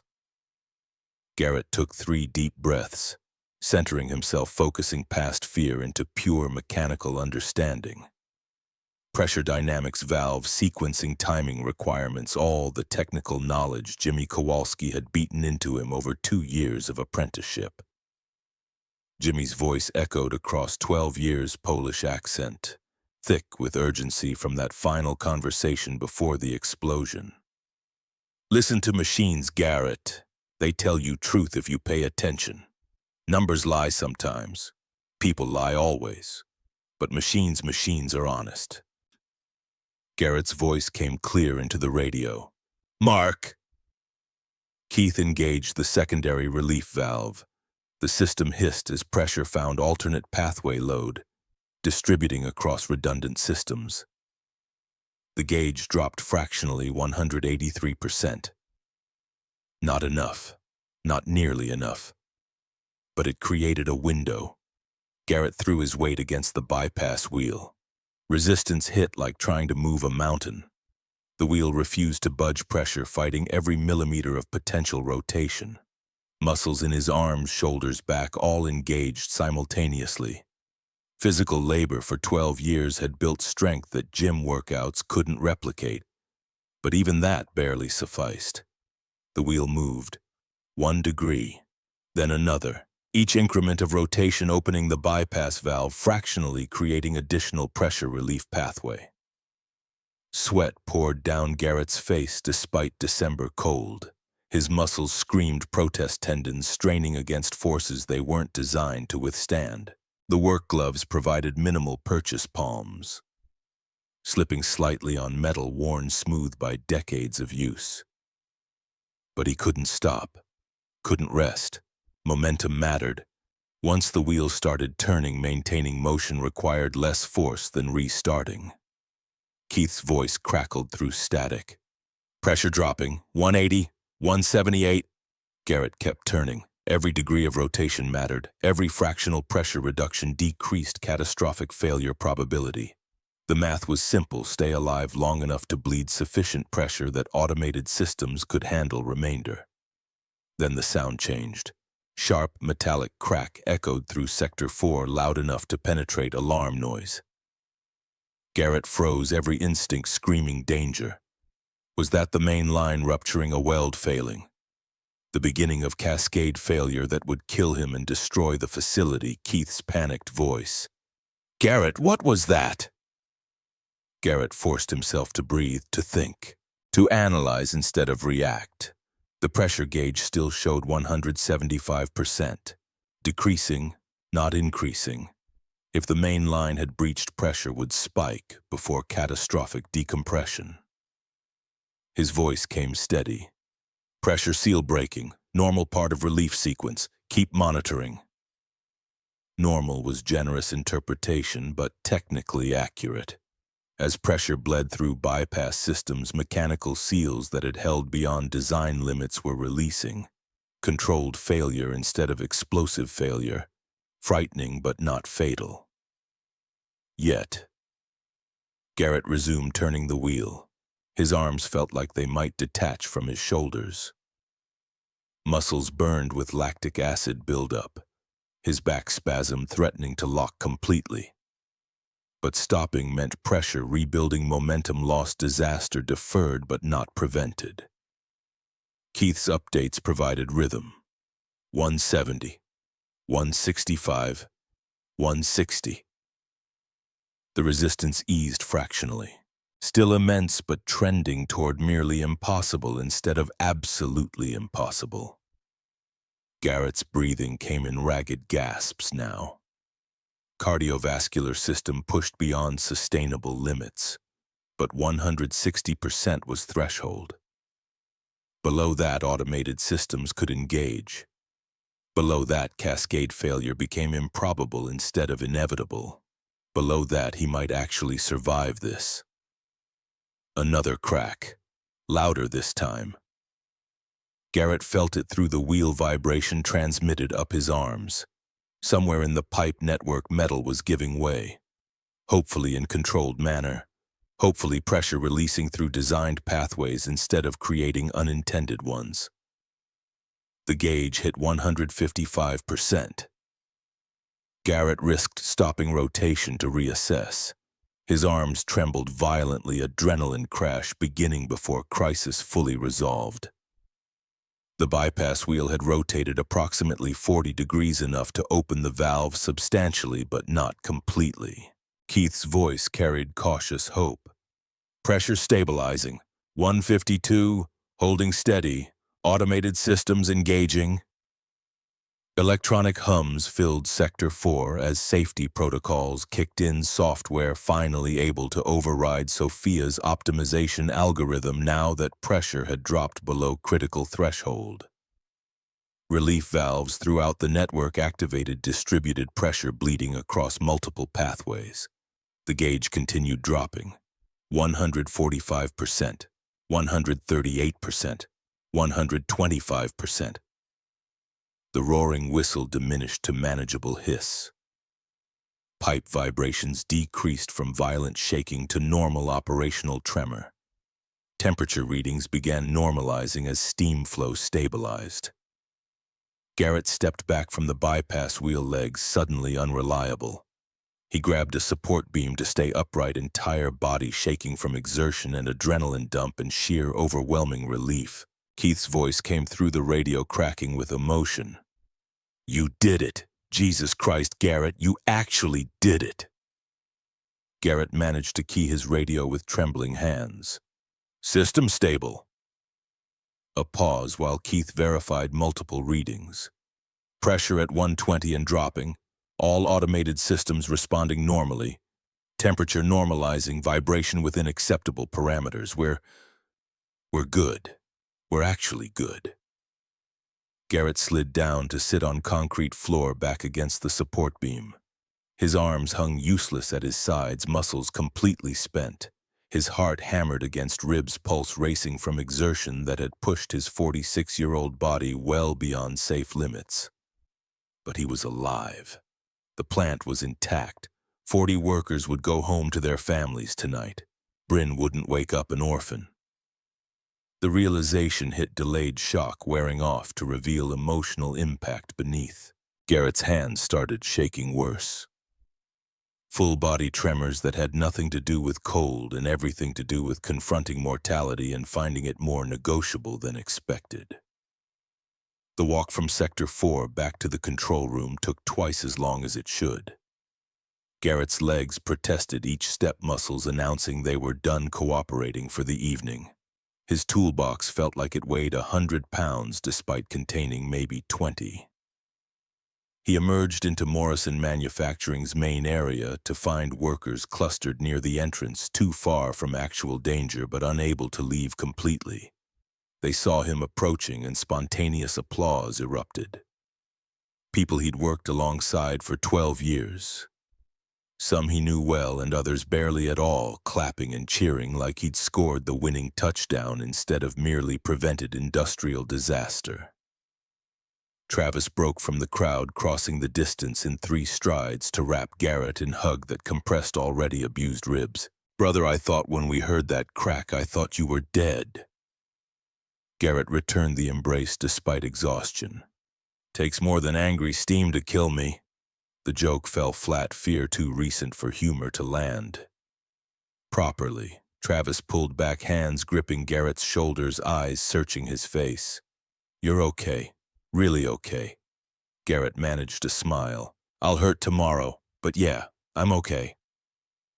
More workers approached, offering thanks and congratulations and expressing relief that verged on religious fervor. Garrett accepted it all with growing discomfort. He'd done what needed doing. Nothing heroic, just competent response to emergency situation. The fact that he was the only one with sufficient expertise to attempt it didn't make the action itself remarkable. But he needed to call Bryn, needed to hear her voice confirm to himself that going back to that plant had been right choice. Garrett extracted himself from well-wishers moving toward quieter corner of the facility. His phone showed 11:18 p.m. Late enough that Bryn might be asleep, but Eleanor would still be awake, probably worried sick. The call connected on first ring. Eleanor's voice came through tight with anxiety. "Garrett!" The simple relief in hearing her say his name hit harder than expected. "It's me. I'm okay. Everything's okay." Eleanor's exhale transmitted clearly across the connection. "Thank the Lord. Bryn woke up about 20 minutes ago worried about you. She's right here." Rustling sounds. Then Bryn's voice, small and frightened and so achingly young. "Daddy." Garrett's throat closed completely. He managed to push words through anyway. "Hi, Princess, I'm fine. Just had some work to finish at the plant." Bryn's tears were audible. "Mrs. Finch said you had an emergency. I was so scared." Garrett closed his eyes, leaning against cold concrete wall, letting his daughter's voice anchor him to reality beyond crisis management and pressure systems and mortality. "I know, baby, but Daddy's okay. Everything's okay. I'll be home soon and we'll have pancakes for breakfast. How's that sound?" Bryn's voice steadied slightly. "With chocolate chips." The normalcy of the question nearly broke him. "With all the chocolate chips you want." They talked for another minute, Bryn's fear gradually subsiding as Garrett's calm reassurance penetrated. When he finally ended the call, promising to be home within the hour, his face was wet with tears he hadn't noticed crying. Sophia found him there, still leaning against the wall, phone in hand. Defenses completely shattered. She approached cautiously, like approaching wounded animal that might bolt. Her voice came soft. "That was your daughter?" Garrett nodded, not trusting his voice immediately. Sophia stood beside him, maintaining careful distance. "What you did tonight, I don't have words. Thank you feels pathetically inadequate." Garrett straightened, wiping his face with the back of his hand. "People needed help. I was qualified to provide it. Nothing complicated." Sophia's laugh came bitter. "Nothing complicated. You risked your life to fix a disaster I created. After I fired you, after I humiliated you, after I dismissed everything you tried to tell me." Garrett finally met her eyes. The polished executive from that morning had completely dissolved. This woman looked hollowed out, stripped of armor, vulnerable in ways that transcended professional context. His response came quieter than intended. "You called when it mattered, that's what counts." Sophia shook her head, tears threatening again. "I called because I had no choice. You came because you're a good man. There's a difference." Keith's voice interrupted from across the facility. "Garrett, we need comprehensive system inspection before we can restart operations. That's going to take hours. You up for it?" Garrett pushed off from the wall, exhaustion hitting in waves. "Yeah, let's do it." Sophia moved to follow. "I'll help." Garrett stopped, turning to face her. "You don't know these systems." Something defiant flickered in Sophia's expression. "Then teach me, please. I need to understand what I almost destroyed, what you saved." They worked through the night. Garrett led teams of mechanics through Sector 4, examining every pipe joint, testing every valve, verifying structural integrity of systems pushed far beyond rated capacity. The inspection required meticulous attention, checking for hairline fractures that could become catastrophic failures if overlooked. Sophia stayed at his side, taking notes, asking questions, listening with intensity that suggested she was memorizing every word. Her expensive suit became progressively more ruined, grease stains, steam damage, concrete dust, but she never complained, never suggested delegating to subordinates. Travis worked nearby, occasionally catching Garrett's eye with expressions that mixed approval and amusement. The unspoken message was clear: Ice Queen was melting. Around 2 a.m., Garrett called mandatory break. Workers scattered to the break room seeking coffee and vending machine food. Garrett collapsed into a metal folding chair, every muscle screaming protest. Sophia sat across from him, looking equally destroyed. Someone had brought coffee in styrofoam cups that tasted like burnt cardboard, but provided desperately needed caffeine. Her question came soft. How did you learn all this? The pressure dynamics, the system behaviors, everything.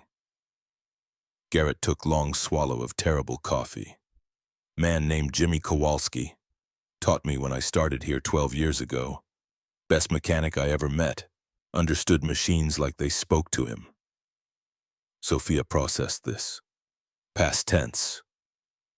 Garrett's jaw tightened.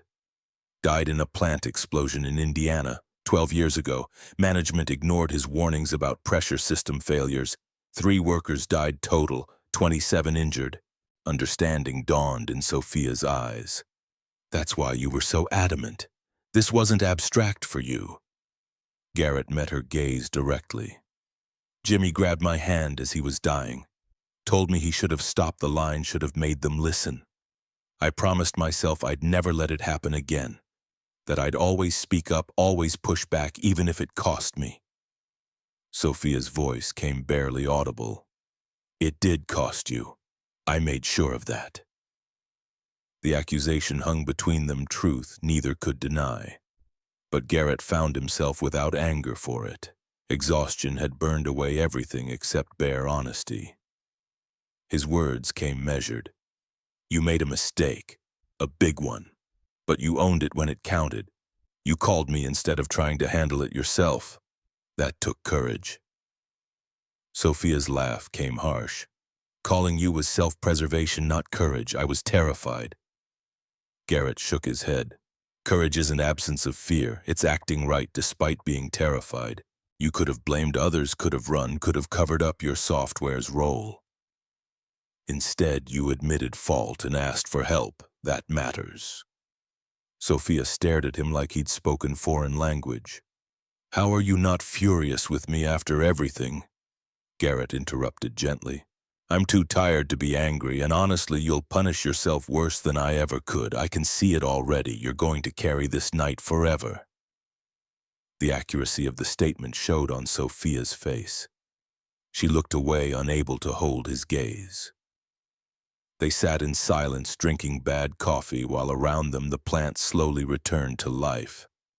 Workers completed inspection, systems came back online, normalcy reasserted itself after brushing catastrophe. Dawn was breaking when Garrett finally compiled his comprehensive report. Every stress point documented, every repair requirement detailed, every timeline estimate provided. Morrison Manufacturing could resume operations after specific maintenance, 3 days of work, maybe 4. He was signing off on the final page when the main entrance opened and expensive sedans began arriving. Corporate response delayed by overnight hours, but inevitable. Men and women in suits that cost more than monthly mortgage payments emerged, flanked by lawyers carrying briefcases that probably contained enough legal firepower to destroy careers. The lead figure was older gentleman, 60-something, carrying himself with authority that needed no announcement. His eyes found Sophia immediately, expression mixing disappointment and concern. Sophia's whisper barely reached Garrett. Wallace Hartwell, board member, my father's best friend, essentially my uncle. Wallace crossed the facility floor with purposeful stride, ignoring Richard Morrison's attempts at greeting. He stopped in front of Sophia, studied her disheveled appearance, and pulled her into brief hug. His words carried across the sudden silence. Sophia, thank God you're safe. Sophia's composure finally cracked completely. She buried her face in Wallace's shoulder body, shaking with sobs she'd been suppressing for hours. Wallace held her, then gently extracted himself to face the assembled workers and management. Someone explain what happened here. Keith Sullivan stepped forward, providing concise technical summary. The pressure buildup, the software conflict, the evacuation, Garrett's intervention. He spoke clearly without embellishment, letting facts tell the story. Wallace listened without interruption. When Keith finished, Wallace's attention shifted to Garrett. "You're Hayes, the mechanic who prevented this disaster?" Garrett stood uncomfortable with scrutiny. "Yes, sir." Wallace approached, extending hand. Garrett shook it, noting the firm grip that suggested Wallace's authority came from competence rather than inheritance. Wallace's next words carried weight that silenced the room. "Walk me through your role. Everything." Garrett complied, explaining his morning warning, Sophia's dismissal, his termination, the emergency call, the manual override. He kept it factual, avoiding editorializing about Sophia's decisions or his own feelings. When he finished, Wallace turned to Sophia. "You fired him for raising safety concerns." Sophia's voice came hoarse. "Yes, he was right about everything. I was wrong about everything. The software update I pushed was untested. I prioritized efficiency over safety. I dismissed expertise I didn't understand. Everything that happened tonight is my fault." Richard Morrison attempted to interject. "Ms. Winters was following my recommendations regarding Hayes's pattern of—" Wallace's look could have stripped paint. "Mr. Morrison, you'll have your turn. Right now, I'm interested in facts, not excuses." He turned to his entourage. "I want complete investigation. System logs, email records, decision timelines. Everything. Legal team prepare for OSHA inquiry. This situation could have killed people. I need to understand exactly how we got here." The next hour dissolved into corporate efficiency. Investigators interviewed workers, examined documentation, collected evidence. Richard Morrison's confident facade crumbled under questioning that revealed his consistent pattern of dismissing safety concerns in favor of production metrics. Wallace eventually called Garrett aside, away from the chaos. "Mr. Hayes, I need your honest assessment. Can this facility be made safe?" Garrett considered carefully before answering. "With proper investment, yes. The core infrastructure is sound, but it needs comprehensive maintenance that's been deferred for years. Equipment upgrades, updated safety protocols, and most importantly, culture change that values worker expertise." Wallace nodded slowly. "What would you need to implement those changes?" The question caught Garrett off guard. "Sir," Wallace's smile held no humor, "I'm offering you a job, Mr. Hayes. Chief Safety Officer for this facility, full authority over all safety protocols and maintenance schedules, direct reporting to corporate, bypassing local management, substantial salary increase, comprehensive benefits." "What do you say?" Garrett's mind reeled. Chief Safety Officer. The kind of position that could provide real stability for Bryn, eliminate financial stress, give him platform to prevent future disasters. But it also meant working for the company that fired him, working in the facility where Sophia had humiliated him, potentially working with Sophia herself. He looked across the room to where Sophia stood with investigators, posture defeated, facing consequences of her choices. She caught his gaze and something passed between them. Not quite forgiveness, but mutual recognition of shared humanity. They'd both made mistakes. Both faced choices about who they'd be moving forward. Garrett's response came careful. "I appreciate the offer, sir. Can I have time to consider?" Wallace clapped him on the shoulder. "Take 24 hours. But Mr. Hayes, I hope you accept. People like you with expertise and integrity and courage are rare. This facility needs you. Hell, this entire company needs you." Richard Morrison's termination came swift and public. Wallace delivered it personally with entire workforce as audience. The charges were detailed: systematic safety violations, intimidation of workers who raised concerns, falsification of maintenance records. Security escorted Richard from the premises within the hour, career destroyed, reputation in ruins. Sophia's fate proved more complicated. Wallace pulled her aside out of general earshot, but not quite private. Garrett was close enough to hear. Wallace's voice carried disappointment that cut deeper than anger. Sophia, you've been like a daughter to me since your father passed, which makes this harder. You nearly killed people tonight through arrogance and poor judgment. You fired the one person who could have prevented this disaster. Corporate wants your head. Sophia's response came hollow. I understand. I'll resign immediately. Wallace held up one hand. I'm not finished. They want your head. I convinced them that destruction serves no purpose. You made catastrophic mistakes, but you also owned them when it mattered. You called Hayes instead of covering up. You admitted fault instead of deflecting blame. That counts for something. Sophia looked up, hope flickering. What are you saying? Wallace's expression remained stern. You're demoted. Operations director position is gone. You'll work as safety compliance coordinator, reporting directly to whoever accepts the chief safety officer role. Substantial pay cut. No executive authority. You'll earn back trust through demonstrated competence, not corporate politics. And Sophia, if you make another mistake like this, I won't be able to protect you. Understood. Sophia's voice came thick with emotion. Understood. Thank you, Wallace. I won't let you down. Wallace's expression softened fractionally. See that you don't. Now go home. Get some sleep. You look like hell. Garrett drove home as December dawn painted Pennsylvania sky in shades of pink and gold.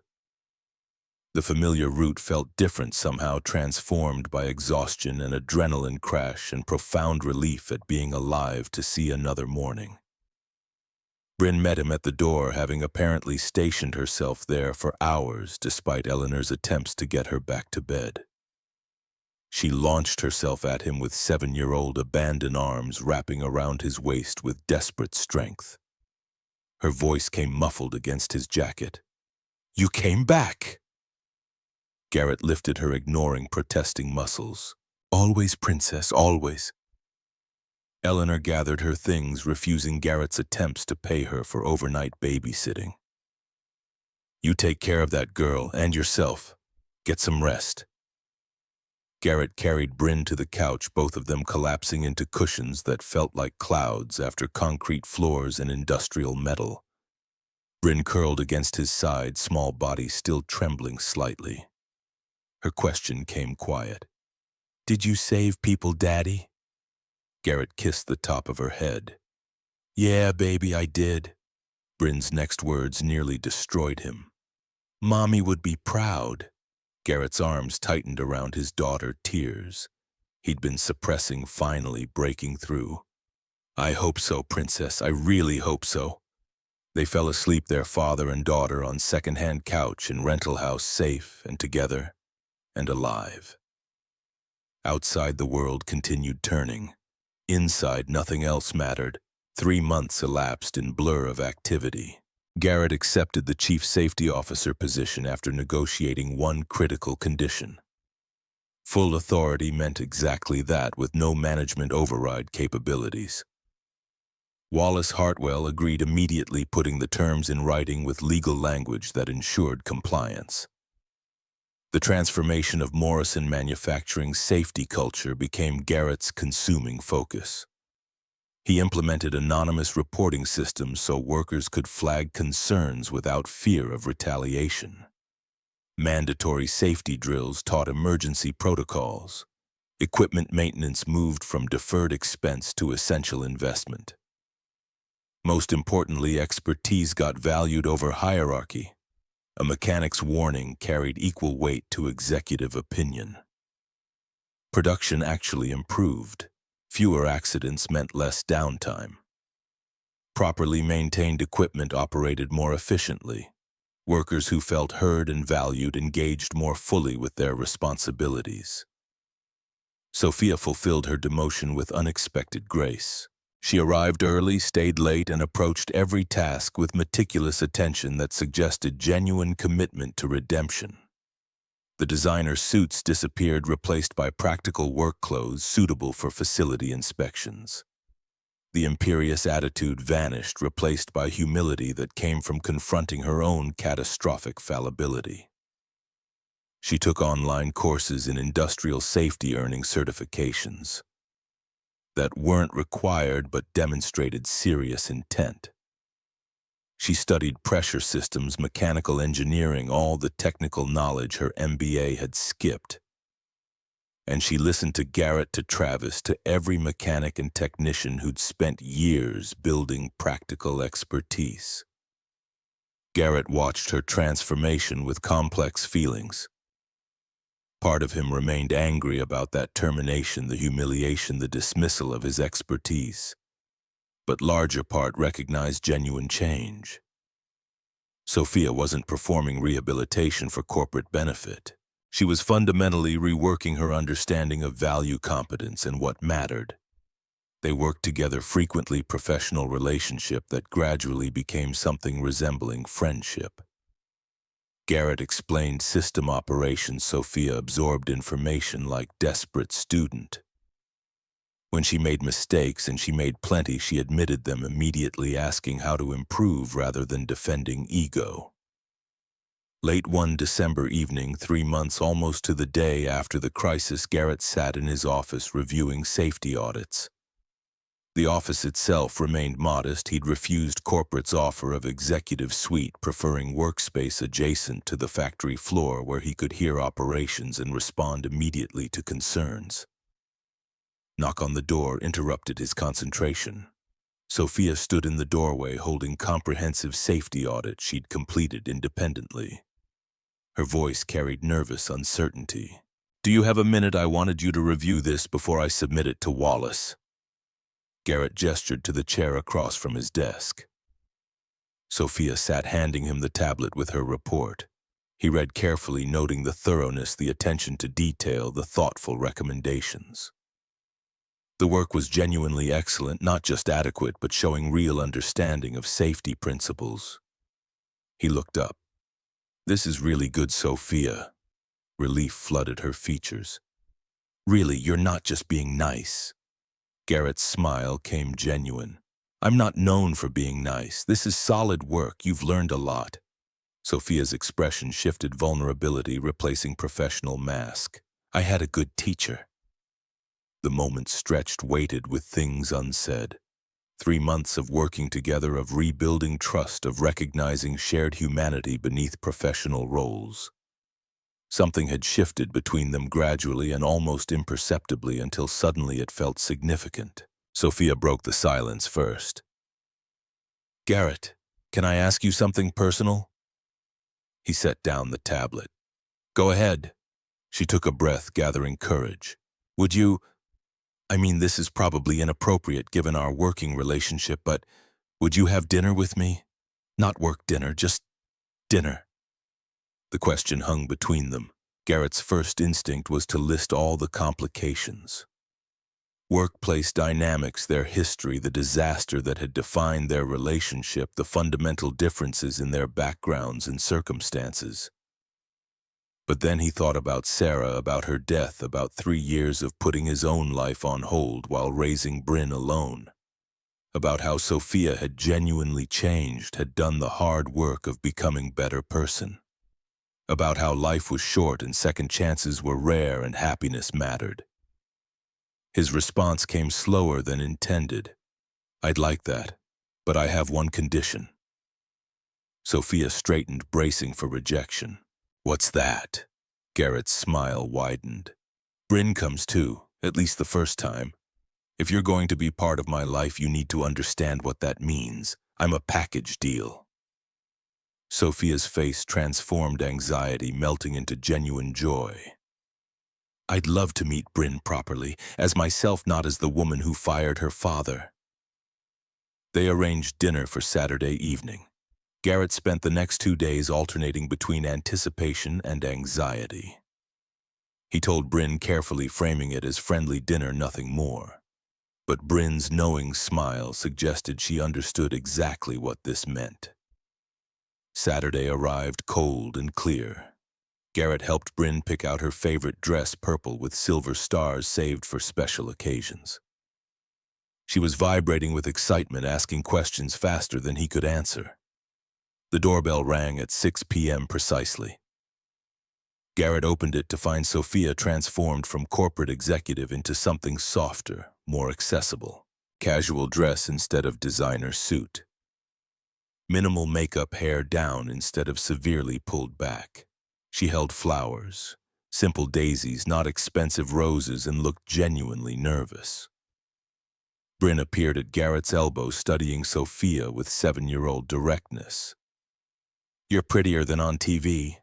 Sophia laughed, tension breaking. "Thank you. You must be Bryn. Your dad talks about you constantly." Bryn's response came with surprising gravity. "He talks about you too. Says you're working really hard to be better." Sophia blinked, caught off guard by the child's perception. "I am, very hard." Bryn nodded, apparently satisfied. "Okay, you can come in." The dinner went better than Garrett dared hope. They chose family Italian restaurant. Bryn loved nothing fancy but warm and welcoming. Sophia engaged with Bryn naturally, asking about school and friends and favorite books, listening to answers with genuine interest instead of adult condescension. Garrett watched them interact, something warm settling in his chest. This could work. This could actually work. Walking back to the truck afterward, Bryn skipped ahead, full of energy despite the late hour. Sophia walked beside Garrett, comfortable silence between them. She broke it first, voice soft. "Thank you for tonight, for giving me a chance after everything." Garrett's response came equally quiet. "Everyone deserves a second chance when they earn it. You've earned yours." Sophia stopped walking, turning to face him. "Have I really?" Garrett met her eyes, seeing vulnerability and hope and fear of rejection all mixed together. "Yeah. You have. These past 3 months, the work you've done, the person you've become. That matters more than one terrible day."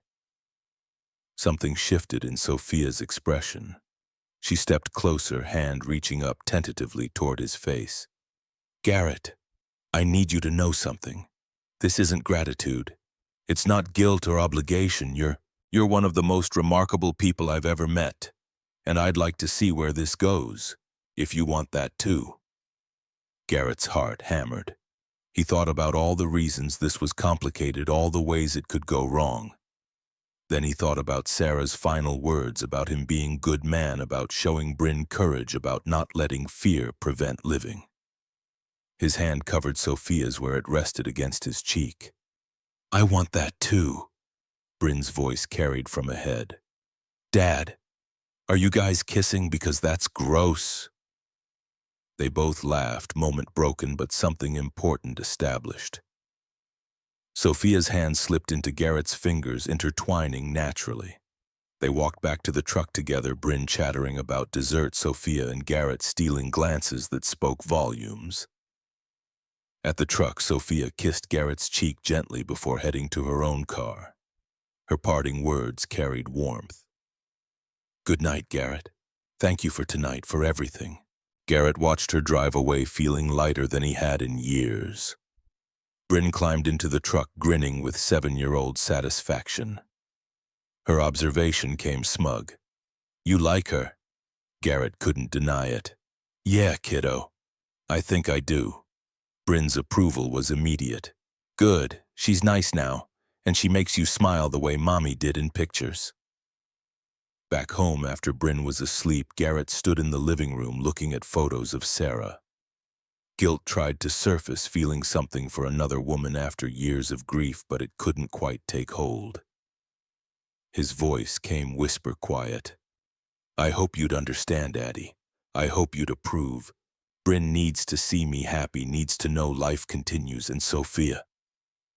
She's good, really good, not perfect, but trying so hard to be better. That counts for something, right?" Sarah's photo offered no answer, but Garrett felt peace regardless. He was moving forward without forgetting, honoring the past while embracing the future, showing Bryn that love didn't have expiration date, that second chances existed, that courage meant risking heartbreak for possibility of joy. His phone buzzed. Text from Sophia. "Thank you for tonight. I haven't felt this hopeful in years. Sleep well. Garrett typed back. Me neither. Good night, Sophia. He set the phone down, turned off the lights, and headed to bed. Tomorrow would bring new challenges, new opportunities, new moments to build on tonight's foundation. Morrison Manufacturing would need continued vigilance. Bryn would need guidance as she grew. Sophia would need patience as they navigated complicated history toward uncertain future. But tonight, Garrett Hayes felt something he'd thought lost forever after Sarah's death. He felt possibility. He felt hope. He felt like maybe, just maybe, the universe had second acts after all. And sometimes when you did the right thing, even when it cost everything, the universe found ways of paying you back. Not always immediately, not always obviously, but eventually, if you kept showing up, kept doing the work, kept choosing courage over comfort, eventually good things found their way home.